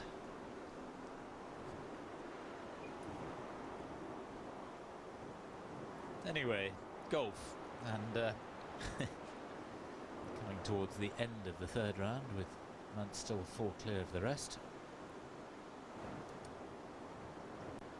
Johansson in with a 70, Nyman and Romero 71, there's to be 4 over.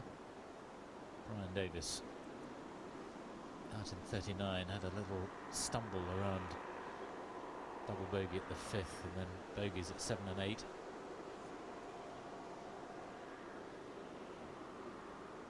Just missed out on getting a US tour card last year, went to the qualifying school over there, missed out by 2. Very keen to go and live in America. Well, he spends quite a lot of time over there anyway, but go full time over there.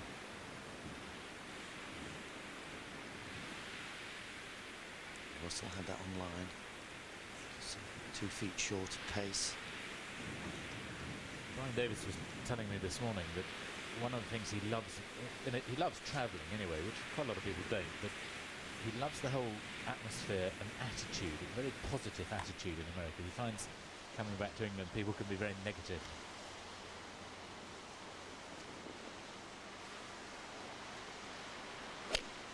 That little rescue out again.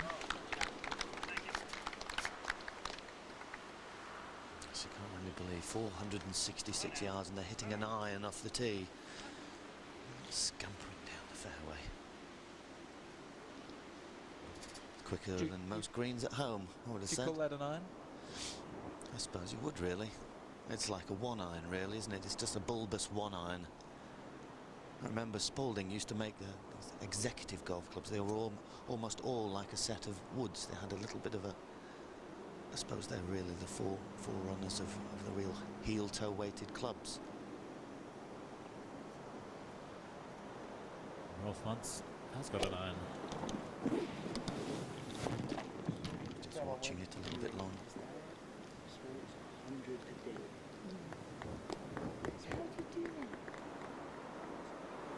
2-iron there. That'll leave him somewhere in the region of about 190 yards to the flag, but the thing is 190 yards downwind may only be something in the region of a 7 or 8 iron, because the ball pitches on the front, takes one great big hop of about 10-15 yards, and bites a little, then releases, then all of a sudden it pitches 155, finishes 190. A very strong wind though can be unfair sometimes, in that it really takes a lot of distance off your shots into the wind, particularly if they're not absolutely perfectly struck, but it doesn't necessarily give you that same distance going downwind if you don't really get it up there. Well, if you can't spin the ball and keep the ball in the air, it won't stay up there, and it won't be helped by the wind. It's a nasty little position again out of this little rye rough. Fowler on the 16th, not sure if he's there in 1. Yes, he is. Drive finding the front edge.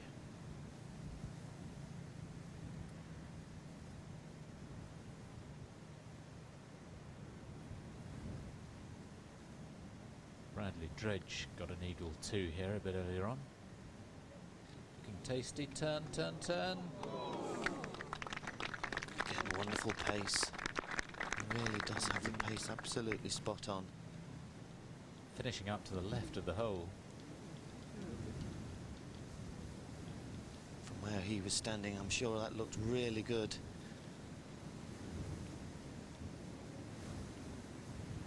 Evidence of his good short game, good touch.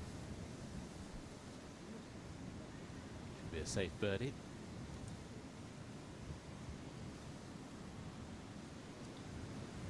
This is where the mental side of the game is so important. He's got to keep telling himself that, okay, I made a bit of a mess of the last hole, but very far from out of it.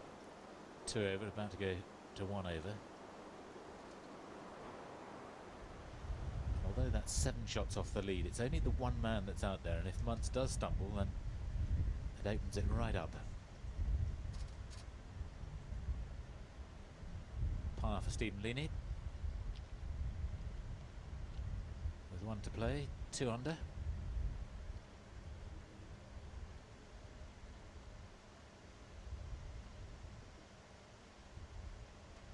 It's amazing how many players have been working out this winter. Brian Davis certainly is one of those who's looking very fit and strong. Gary Orr, another one. I think it's all part of the Tiger Woods legacy. You been spending much time in the gym, Roscoe? Absolutely not. No, I didn't think you had. Given up smoking though, have you? Yes, I have. Yeah, it's something that's helped. You know, maybe it's time for me to do that. It is becoming ever more athletic, the game, though, isn't it? Having said that, of course, you've still got the Russell Claytons, although he's lost 3 stone, and Darren Clark just won the World Golf Championship, still looking quite chunky. Yes. Obviously keeping himself thinking that he's one of the big 5, maybe. Second shot from Rolf Muntz here. Watch this release. See, big first bounce. The wind pushing it on and on and on. Oh dear, it's disappeared. That could be a little horror story out of there. Evidence of really how that takes the art of short shots away, because you've no idea how that ball's going to come out. You don't know whether you've got to play a big hard smash at it and open the face out, or whether you try and close the face and sort of chip it round. It's extremely difficult. But, after his rescue, let's see if he starting that just left of the flag. Pitches short of the green, and there stopped short. So difficult to get right between those two. If he pitched that another 3 yards on, it takes a 10-12 yard bounce and finishes by the hole.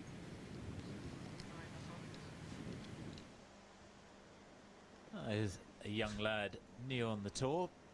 Good Essex boy in Poulter. 24-year-old from Luton.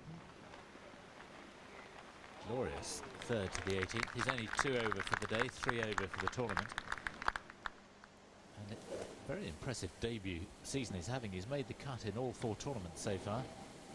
Best of tied 18th in Portugal.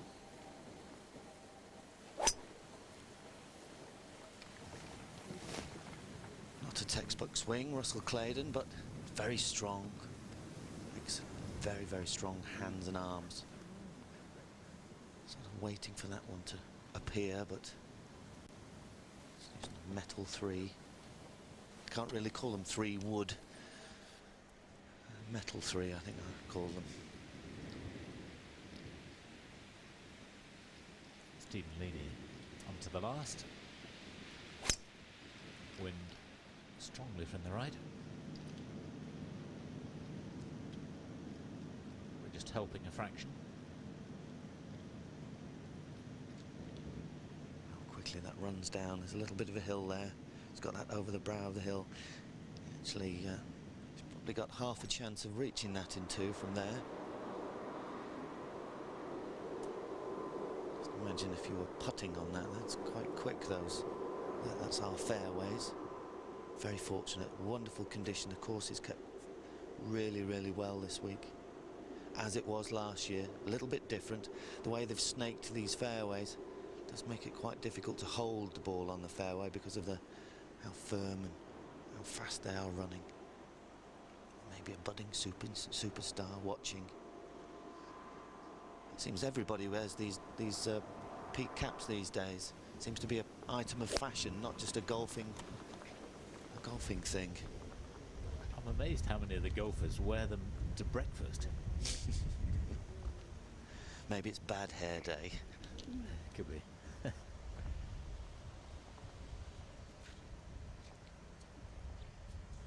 Fowler's got great putting skills. He'll need them there. Well, this really did look as though it disappeared into a nasty hole, and you can see the way he's really picking the club up. He's got to stab down on it. Yes, I had a shot similar to that today, and I tried to hit it out, and I was positive, and it sort of just flopped out in front of me.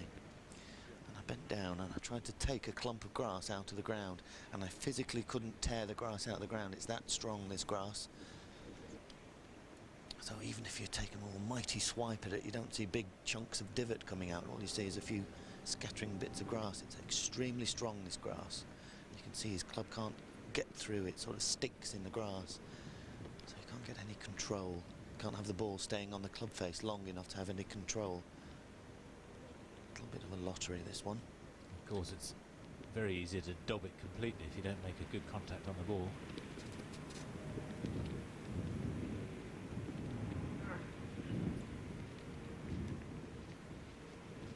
He's coming into the wind, but downhill, down grain, out of that grass. You just don't know what's going to happen.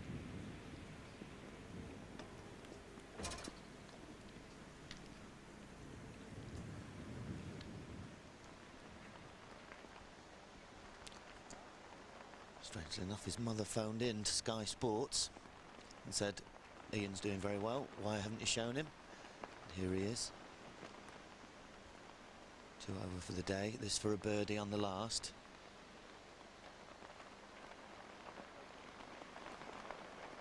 Yes, beautifully holed. Round of 73. That moves him up in a tie for 11th.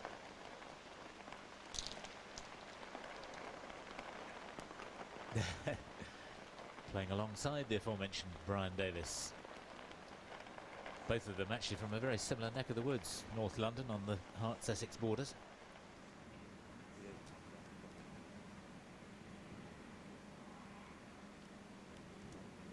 See the couple of odd buildings just sprouting up from nowhere. That's basically just the desert. The odd camel herd wandering by. Mainly all dromedaries out here. You're doing it again, aren't you? Go on. One hump or two, sir.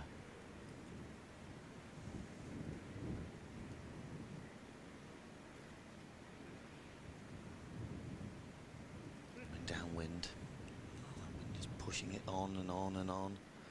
That looked perfect about 10 feet away, didn't it? Yeah, it just comes over a little bit of a rise and then flattens out down at the hole side, and it just seems to keep running away.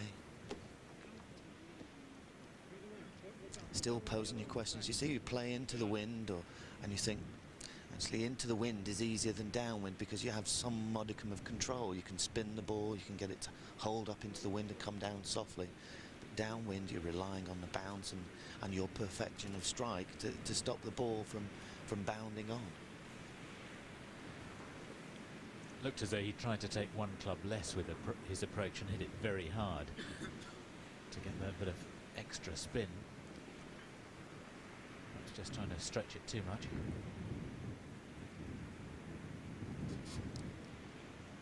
Paul has been going along very quietly. 4 pars, last 4 holes.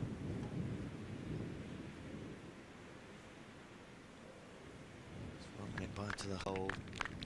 Not really threatening. It's very difficult to get the ball near the hole, so you're always left with these 20, 25 footers. This is where Russell Clayton's tee shot ended up on the 16th. Really throwing it up in the air.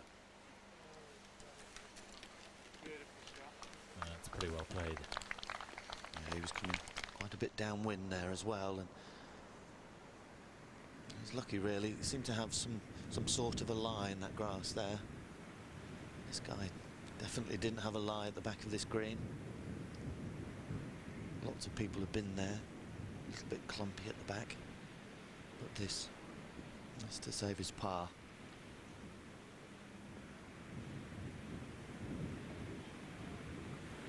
Just hopped a little bit there, just probably took that bit of 6 inches of pace out of that putt. But it's another drop shot. 3 bogeys in the last 4 holes for Rolf.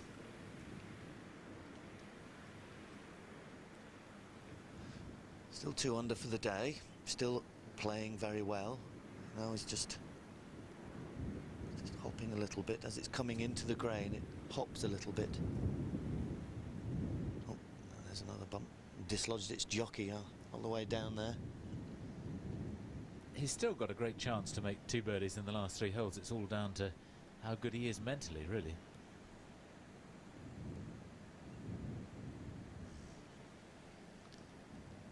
You won't believe that it didn't come from the left-hand side.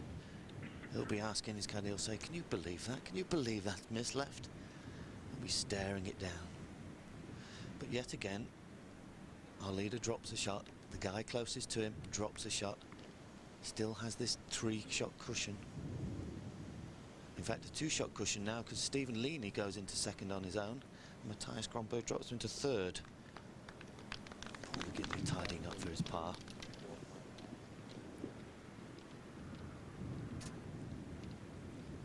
Very keen motor racing fan, Paul McGinley. He was anxious to find out what had happened in qualifying for the Australian Grand Prix. Very good friends with Eddie Jordan. So Rolf Muntz leading by 3 from Stephen Leaney on his own in second. Kronberg, the 3rd man under par. A whole bunch of them at 1 over.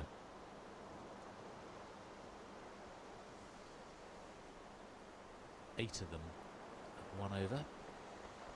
Philip Price having just finished with a 72. Miguel Martin with a 71.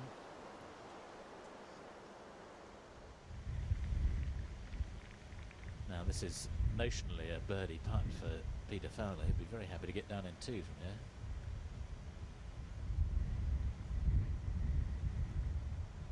Yes, that also looked like it took a little hop halfway down.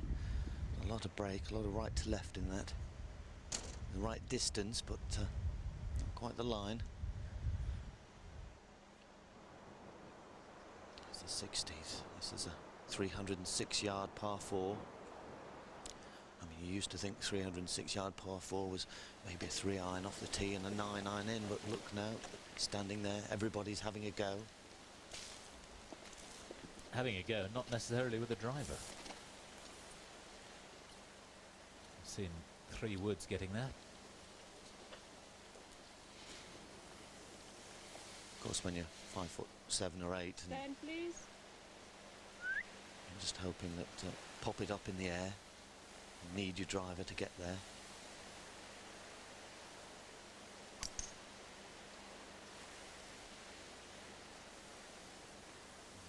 He's not overly happy with that.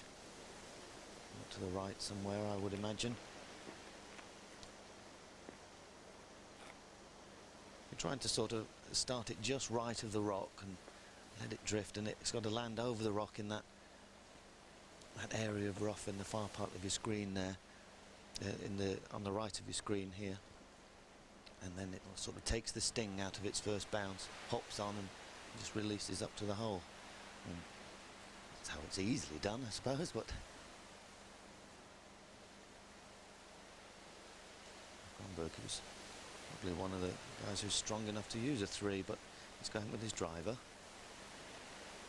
He did the same yesterday, and it was too much.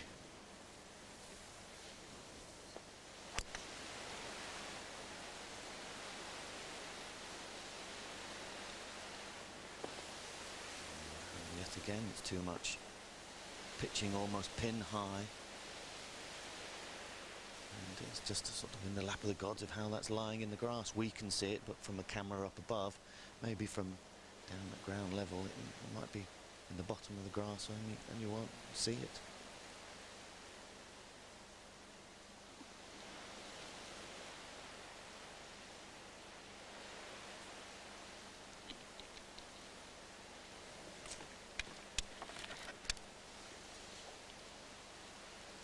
That's the 3 wood for Rolf Muntz.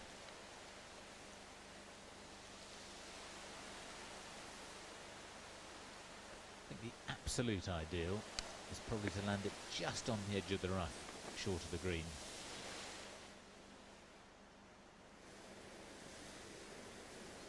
It's the old days, they used to paint the shafts brown, didn't they? Make it look like hickory. Yes, absolutely. No, not bright yellow. think he's pulled that a little bit left, hoping it gets over the rocks. There it is. That's not too bad a position. You know, it was the right distance. It would have pitched in the rough short of the green and hopped on, so it's only just a little bit left of its target. And there you see the golf course in the front. There's the trees, but beyond the golf course, the Persian Gulf on the top of the screen there. Rocks and sand. Rainfall very low in this area. Somewhere in the region of 3 centimetres a year.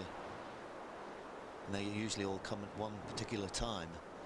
This is actually potentially in the wet season, isn't it? I think it's around this time of year, certainly in the winter. By July and August, you're up into the 40 degrees centigrade and nearly 100% humidity. Stephen Leaney obviously had a go at the green in 2. Finished in a little bit of fringe rough. Again, wasn't sure how it's going to come out. You know, it's almost like he's had a go at the green, he's hit a good shot, he's only just missed it, 581 yard par 5, and he's in this uncontrollable rough. It's a little bit unfair, I think, but you know, he's taken the shot on. Water's on the left, it was very tight, but actually he's now probably hoping he would laid up and had a full sandwich with some control. Søren Kjeldsen made a birdie 3 at the 16th. Now level par. And he's going to have a long birdie putt on 17.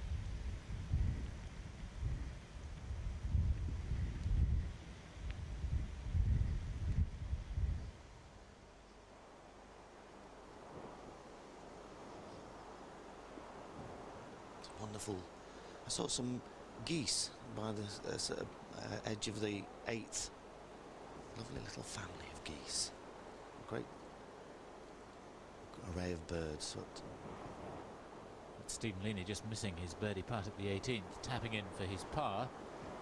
And a round of 70, 37 out, 33 back. Good recovery. He'd be disappointed not to have made a birdie at the last, no doubt, but nonetheless, at 2 under, the way Rolf Muncie's going, he may not be all that far away from the lead at the end of the day. And he's a proven winner, of course, Stephen Leaney. He's got the 2 wins on the European Tour 2 years ago, when he won the Moroccan Open by 8 and the Dutch Open, but he's a 7-time winner back home in Australia, including once as an amateur. So he certainly will not be frightened of it if he's in contention tomorrow. Good pedigree. Parents are English, as so many of them are from Australia. Paul McKinley, who took the driver, probably tried to cut it up, tried to hold it up, and just left it out on the right hand side. He's now faced with a downwind pitch from this thick grass. Who knows?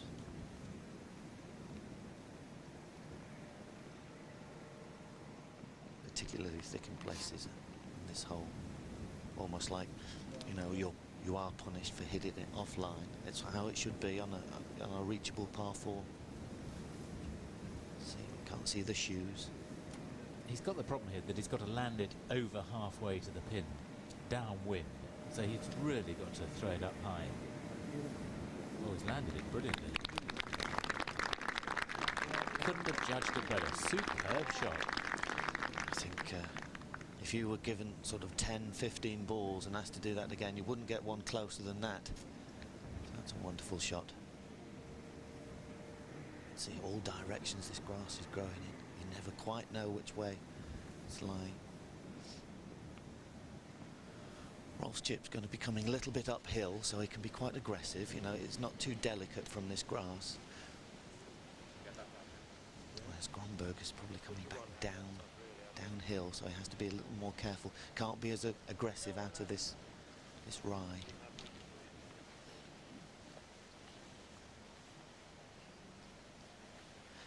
It's not necessarily where you dive into the club and get your most lofted club out. Sometimes you may want to wedge or a 9-iron. Just Well, bungle it's it a along. completely different shot for him, isn't it? In that he's so much closer to the green and he's got all that green to work with. I mean, he can look at landing the ball pretty close to him and letting it run out. That's the way he sees it.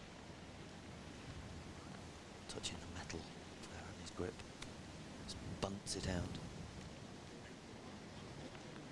It's a pretty good shot there. Lovely touch from Rolf. And that'll please him a lot. You know, after 3 drop shots in the last 4 holes, the smile comes back on the face. The Laughing Dutchman, he calls himself. He had a golf bag last year with a Laughing Dutchman. I think I'd call myself the Flying Dutchman if I were him. Especially with his initials, now I come to think about it. Do you know what they are? His initials? RFC, which of course was the Royal Flying Corps. Oh, of course. I should tell him that. He should call himself the Flying Dutchman.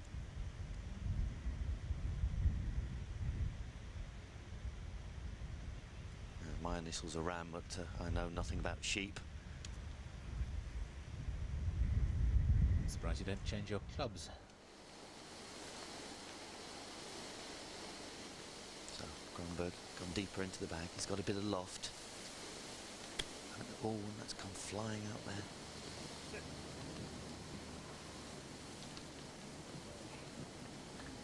Didn't really have much choice. He had to play an aggressive shot with plenty of loft. Probably really from hitting the driver off the tee. You know, he's in the wrong position. A lot of people ending up here on the right-hand side of this 17th, leaving themselves long birdie putts. Good effort from Clayton.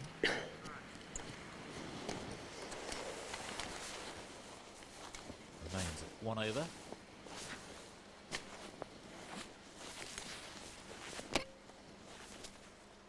And the way it's going, it's looking as though tomorrow is going to be very much in Rolf Muntz's hands. If he plays well, anything like today, he'll be hard to stop. But if he should stumble, then it really does open it up.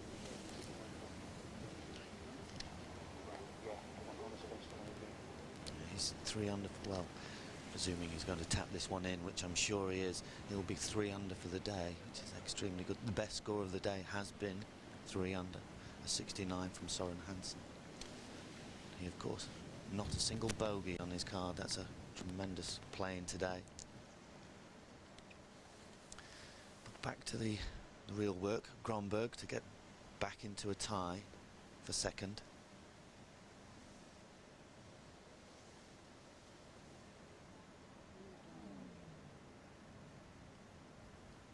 Nice pace again. Probably thought, come it didn't go left.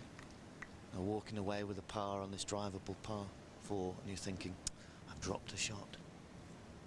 But it's not as easy as that.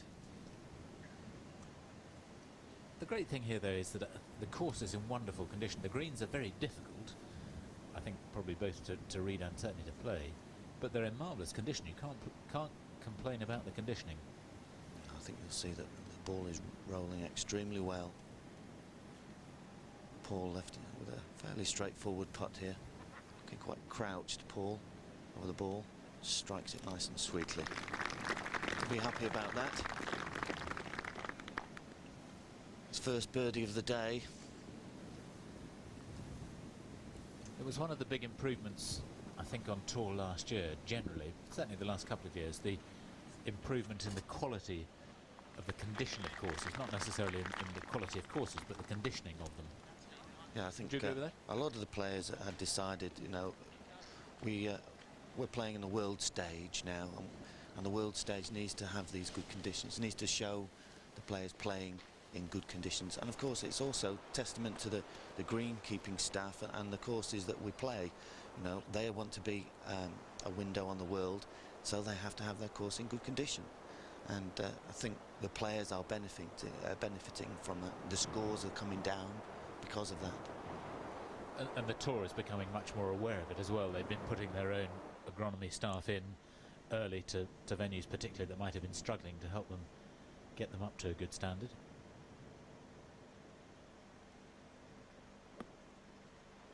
Peter Fowler's third to the 18th. Evidence of what I was saying earlier in in the programme. It's from 100 yards in. That's where the game is won or lost. But yes, it's quite interesting the way they've set the course up this week with this sort of S-shaped fairways, and it does make it extremely difficult. It's a little vision of the ZM3 Roadster that's up for grabs for a 1. Actually, it's not a Roadster, is it? It's a coupe. Is it really? You obviously haven't looked that closely at it. No, well, my shot's been so bad that I haven't had to stare at it. No, it's an interesting design. I think I was saying yesterday, it looks a bit like a dragster. It looks actually, when I walk past it, like the old Jensen Interceptor. Yeah, Probably thought I wouldn't know one of those, would you? Singer Gazelle and the Jensen Interceptor. Wonderful old motors. I remember the old bench seats of the Zephyr. Now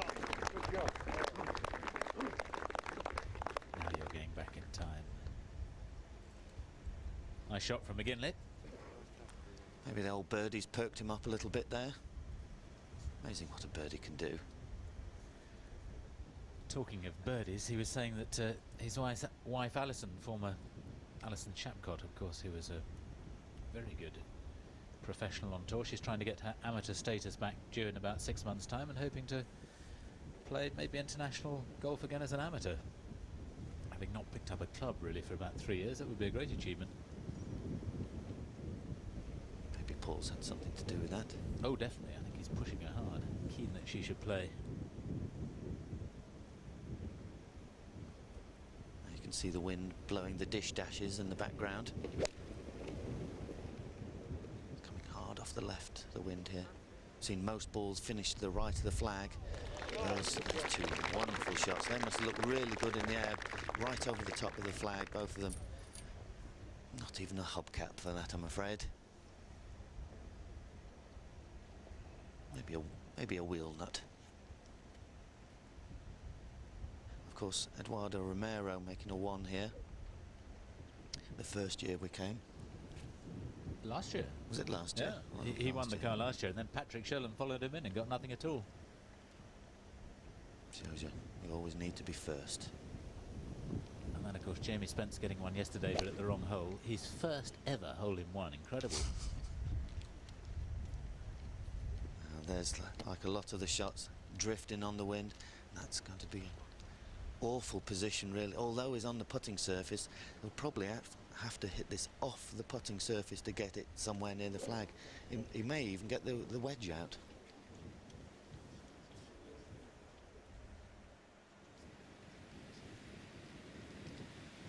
Søren Kielsen, 1 over for his round today on the last.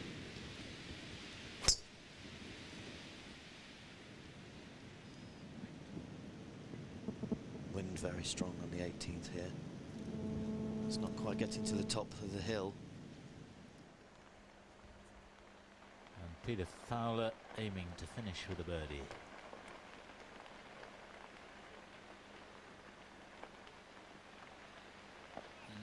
Eew. First putt is left short, actually, for quite a while. 73 then for Peter. But at 1 over. Tomorrow could be a good day's hunting.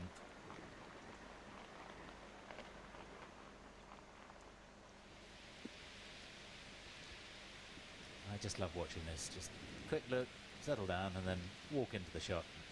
I think he's lost that one left. That's a quick one to the left. And luckily the grass is quite thick on that left-hand side, and it may stop it going into the hazard. The hazard area is just sort of rocks and sand. It's not the water that you see there halfway up the hole and up the rest of the hole. It's just a little bit of hazard area on the left.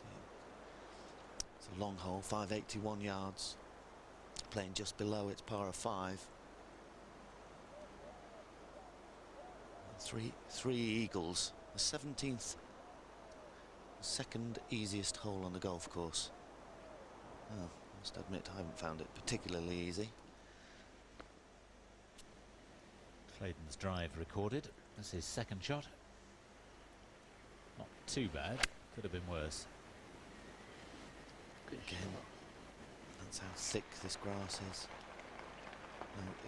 You didn't see a big puff of divot come flying everywhere. Sometimes you see them digging it out.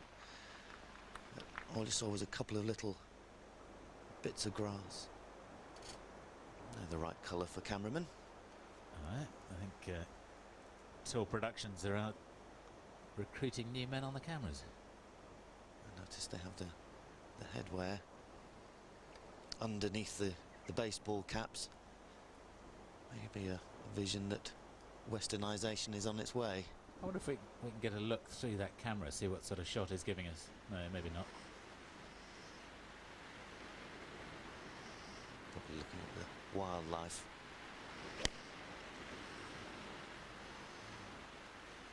Interesting swing, looked like it was going left. Ooh, just hangs on in the semi, that's okay there. Made a very good start to his professional career, Soren Kielsen. Came through from the Challenge Tour in '97, just hang on to his card in '98, 115th place, and then good progress last year, finished 56th in the Order of Merit. And he's played all 8 events on tour so far this season. Soren Kielsen, which involves a bit of travelling, considering it started with the Johnny Walker Classic at the end of last year. I hope he's got air miles, racked those up a few, hasn't he? Well, he's only won £15,000 so far, and I think he's spent more than that in travelling. Definitely spent more than that in travelling. Now, has he got the wedge? No, he's got the putter. This is quite an interesting one. I think we'll see this one on its travels. Start on the green, go into the fringe, run along the fringe for a while, then back onto the green again. Very difficult to judge.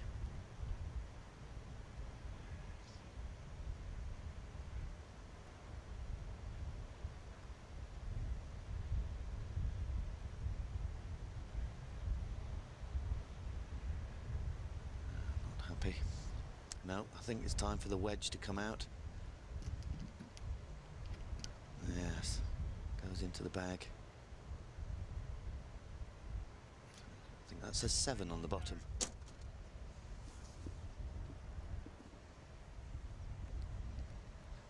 Of course, even though he's chipping, he's he is on the putting surface, so he has to have the flag attended. Because if he hits the flag when he's on the putting surface, even though he's not using a putter, it would be a 2-shot penalty.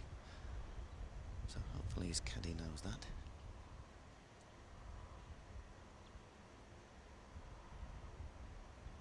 Didn't take a divot, got it nice and crisp, just into the fringe. That's a very good touch from there. If he got it within that sort of foot, within 6 foot, that was as good as he could do.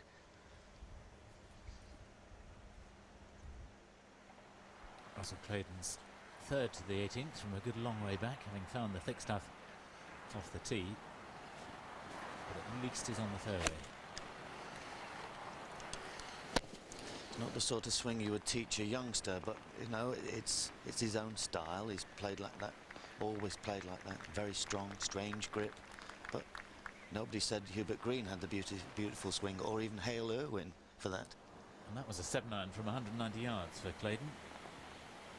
Rather less for Soren Kielsen.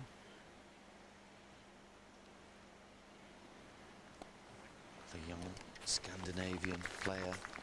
Lots of them around now. They're all big, strong, fit boys. Well, Soren's probably the smallest Scandinavian I've ever seen on tour, sort of 5'7", but he's very strong. He's got a great sort of attitude, loves playing. Well, obviously, if he's played all 8 tournaments. Now, good chance for Paul. He's made birdie on the last. Still in contention, 1 over. Oh, won't come back from there, though. Misread. Surely it came back from there. Yeah, we were watching Russell on the range this morning. We were just talking about that. If you think back a generation or two to the Palmer, Nicklaus, Player, Trevino, Floyd era, none of those could be described as classic swings, and yet all great players and terrific fun to watch. Absolutely, yeah. I think that they all got the job done, didn't they, really? And that's what it was. And then sort of the era of the golf swing sort of started, you know, and gurus. You see all these gurus on the range now. Got a tweak here and a push there, and all of a sudden it's got to be bang on line, and everything's got to be on plane. I mean, you see sort of even Rolf Muntz, you see it takes it outside on the way back, drops it inside, flashes the hands over. But when your timing's on, your timing's on.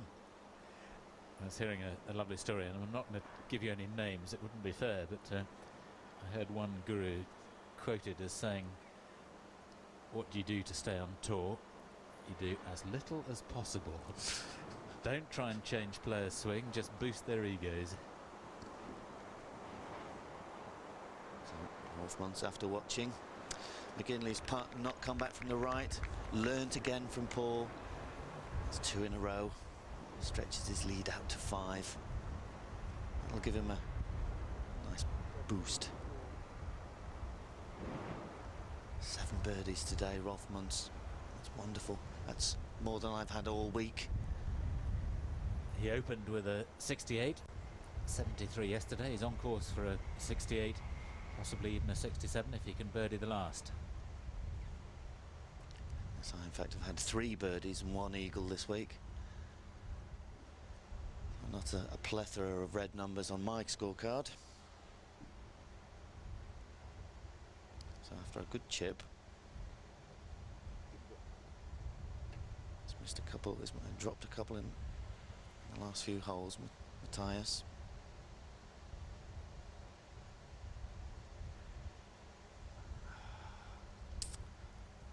Thought it had come from the left. Very little swing around that hole today.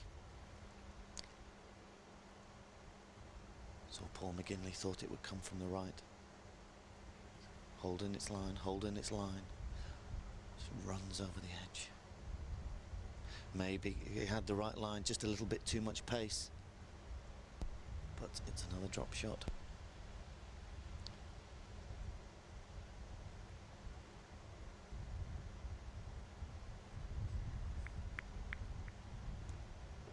But really, Julian, the first shot was the one to blame, not the last putt. You know, he drifted his tee shot on the wind. It went into a position that was very difficult.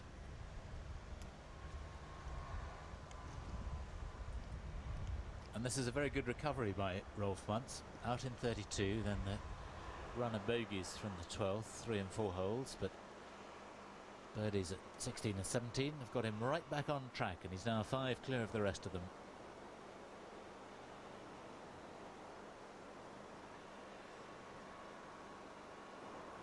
Van Phillips, winner in Portugal just over a year ago, in with a 70. And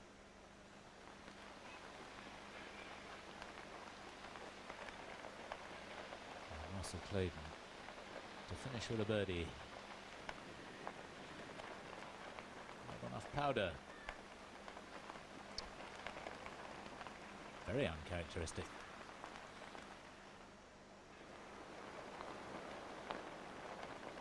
Birdie putt 2 for Soren Kielsen. Thought he got it. Cellophane bridge.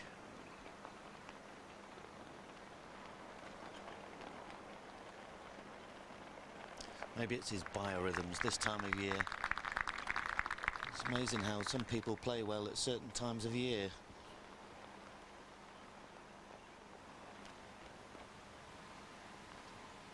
Rolf Muntz just needs good drive to finish with.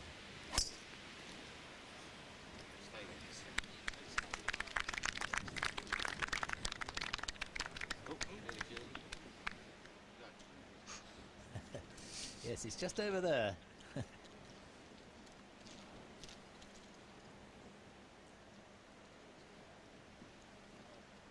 see, 581 yards, 634 yards the 9th, 581 the 18th. They're running parallel with each other. McGinley averaging just over 70 for his golf this year, which is pretty good.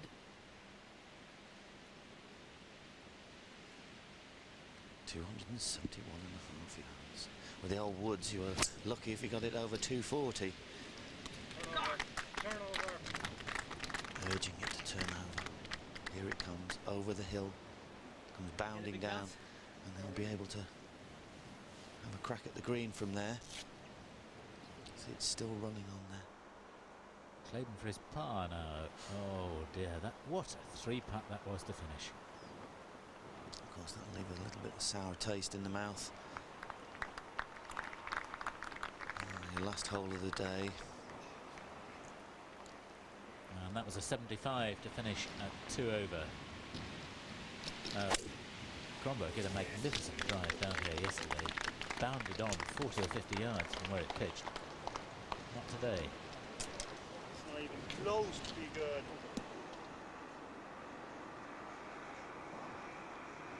He's just not been happy with his back nine, Matthias. He's 3 over for this back nine.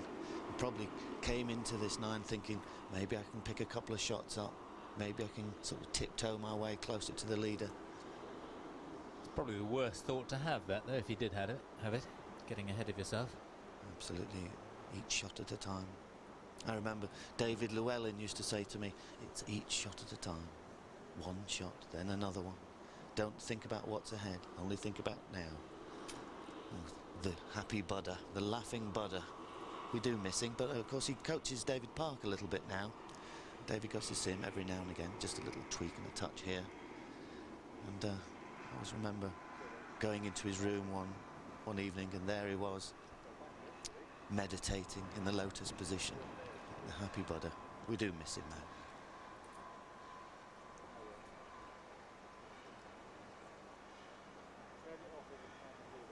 That's the voice of Ross McFarlane, out there performing himself earlier on in the day. Plays his golf occasionally at Stoke Poges. How's that looking nowadays? Of course, a club made famous by that golf scene in Goldfinger many years ago. You remember when Oddjob took the head off the statue? Yes, the course is in wonderful condition. Alex Miller, the greenkeeper there, is changing it a little bit. It's a Harry Colt golf course, very famous designer. They now have 27 holes there.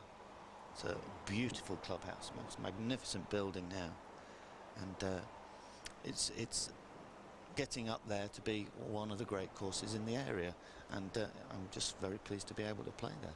It's nice to see, because it got rather run down a few years ago. The clubhouse especially, they spent huge sums of money on it. It's spent somewhere in the region of £5 million. Is that right? Yes. That was part of the reason why, though, the man Roger King, who now owns the golf club, was allowed to take the golf course on board, was that the fact that he had to do up the clubhouse, and he had to bring it up to some sort of standard. It's grade 1 listed building, of course, had to do everything correct. There is David Park at 5 over after a 72 today. A number of those players actually at 5 over had 72s. Greg Owen, Wayne Riley, Craig Hainline, David Park, Robin Bird all had level par 72s.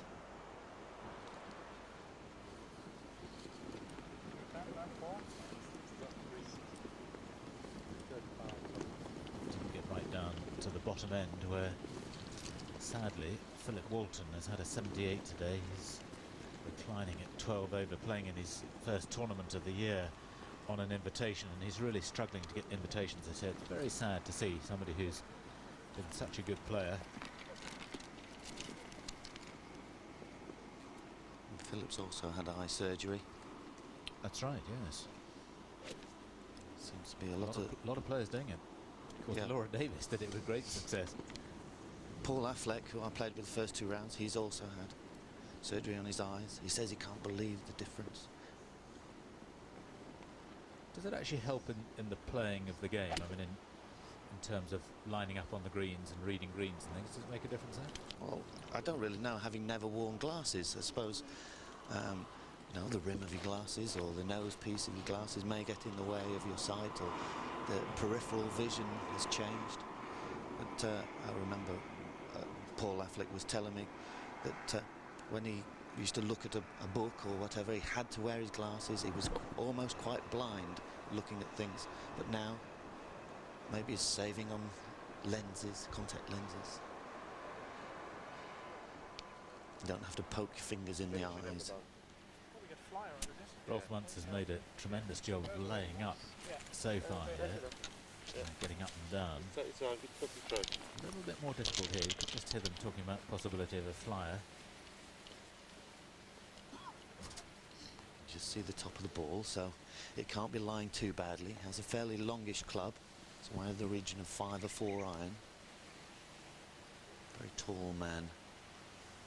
Quite round-shouldered in his posture. Looks to have made a good contact out of there. And he's found a fairway, which is a very good shot from there. Now, of course, we're left with McGinley. Do I or don't I? Well, Gromberg's drive yesterday, he took that little rescue club and it flew through the back, and he reckoned actually, I saw him later, he said he could have got there with a 4-iron. This looks a little bit aloft. Maybe it's the 4 wood, Paul McGinley. 4 or 3, they both look the same. That would be 3 or 4 degrees loft difference. Quite a shallow face. Sounded like a good contact. Good flight, but evidence of the water on the right. Oh, mustn't go left, mustn't go left. But of course, finding that big bunker on the right hand side is leaving a very difficult 3rd shot.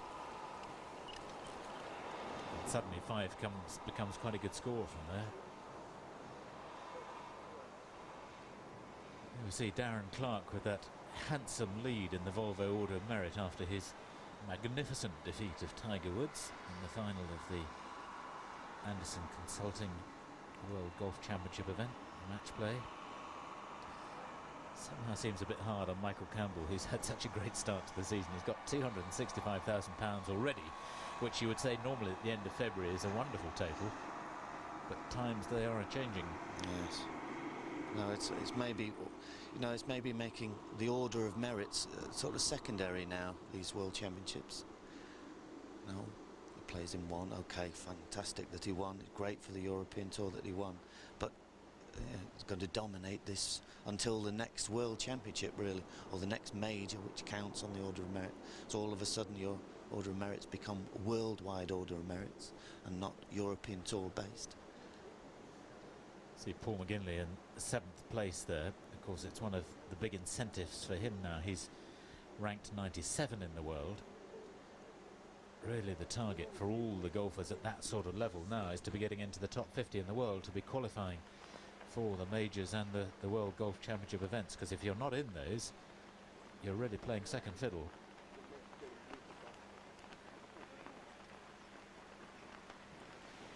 He was telling me at breakfast that he's worked out that there's 21 million available from the World Golf Championship events and the majors.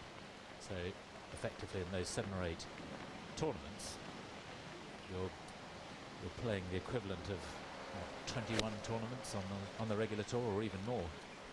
And all with guaranteed money, of course. There's no cuts in most of the World Championship events, in all of them, but obviously the majors, they have cuts. Lovely shot from Gromberg, just below the hole, a little bit right to left with putt. So 15 feet away.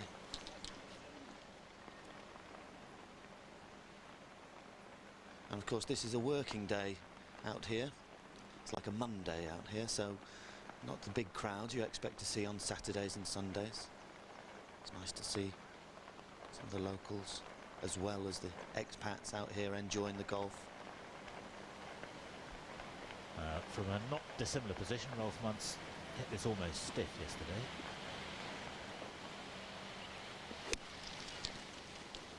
Starts it right, working it back on the wind, and he's almost a repeat shot, not quite as good, but fantastic. Yes, he seems to play those very, very well indeed, well in control. Similar shot on the 9th today. That's the same sort of distance, a little push in with a sand wedge or so.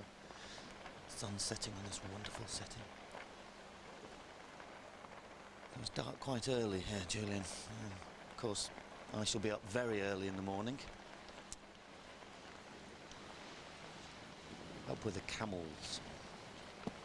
Presumably you have to go and hit a few balls under the lights, do you, when you're up very early? It doesn't take long for a Rolls Royce to warm up, so just a couple of swishes and off I'll go. Don't want to exhaust yourself before you go. Tricky shot this for McGinley. The long bunker shot, one of the hardest in golf. That's the danger. Struck it too well.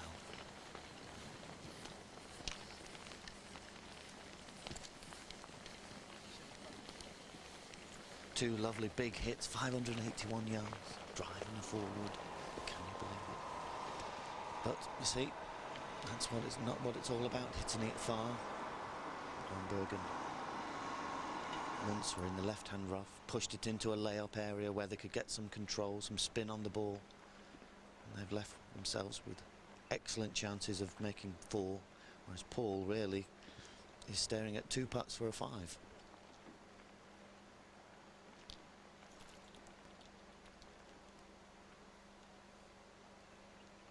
Probably feels like he's been sort of left out in this little group, really. Even though he's only 1 over par for the championship, he probably feels sort of miles away from the lead.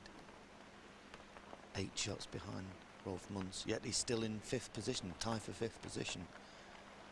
So there's much gold for that position.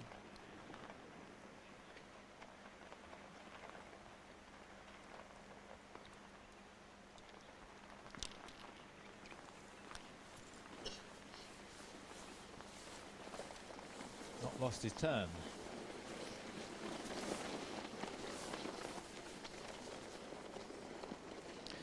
Probably find that that'll be an excellent shot tomorrow. I wouldn't be surprised if the pin's tucked away in that back left-hand corner tomorrow. It is accessible with the wind coming out of the right. So's the water. As we saw last year, a couple of people visited the water. Good weight, good line. Oh, there was I thinking, well, 2 putts would be good, but so that's a nice finish for Paul. 2 birdies in the last 3, only 2 over par, level par, still right in there. Moves up to a tie for 3rd. What a difference it makes when you finish like that. It puts a different perspective on the whole round. Yes, it stops the old bags under the eyes appearing. You stop sort of grinning and grunting at the ball. All of a sudden there's a smile appears on the face.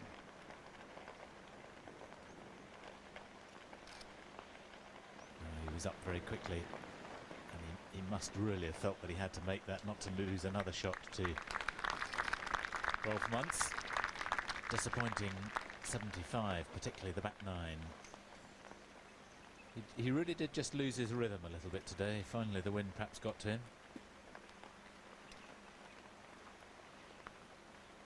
Normally would hold a lot of putts from Tyres, but saw there a few chances sort of around about that 15-foot range over the last few holes, not making any of them. This guy's made a few putts over the last 3 days. And he's got this one for a 67. Which would be impressive to say the least. It would equal the best round of the week. Peter Lonnard had a 67 in the first round.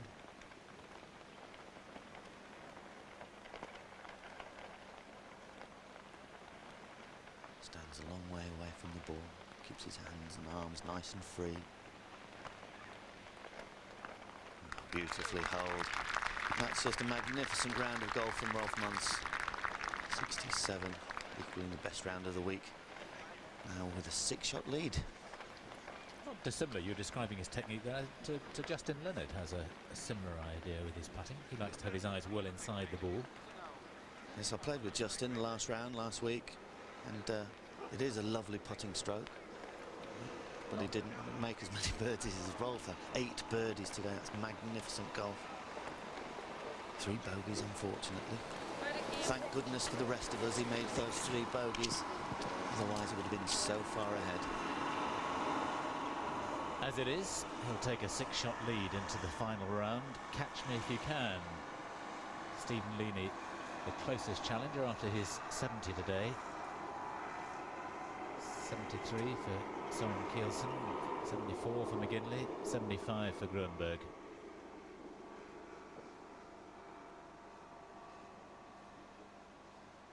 Van Phillips also from the Stoke Poges area. He likes to play golf at Stoke Poges. Some fine players they have down there. Who were you thinking of, Ross? No, sorry. Good effort from the Austrian, Marcus Breyer. Carl Sunderson, of course, winner of the Challenge Tour last year at 3 over. 72 for him today, and a 72 as well for Stephen Webster.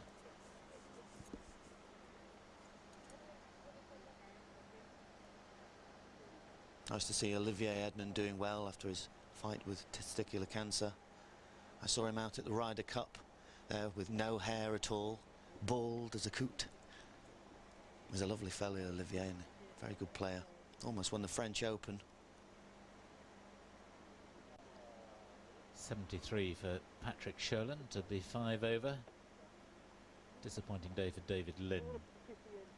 77 to drop right away.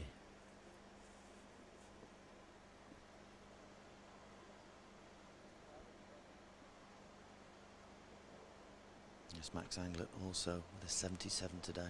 Had a horrible start, a couple of double bogeys early on, and then you're fighting. You want to stop the bleeding, but you can't seem to make many birdies, apart from Rolf Muntz. He's the man, the birdie machine.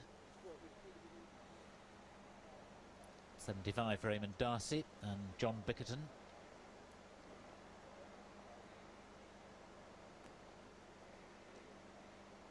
And a 75 for Jarmo Sandlin as well.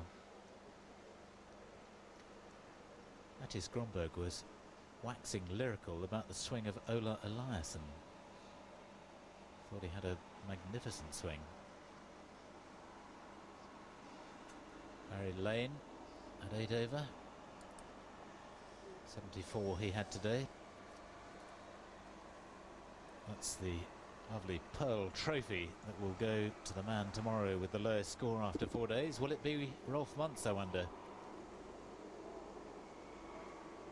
Certainly if his golf is anything like what it was today's, like it was today, he's got a great chance. It's been a fascinating year so far on the European Tour. I wonder if Rolf Muntz's name can be added to the trophy list. Ross McFarlane, thank you very much indeed for joining us for the broadcast today. From me, Julian Tutt, it's bye-bye from Qatar.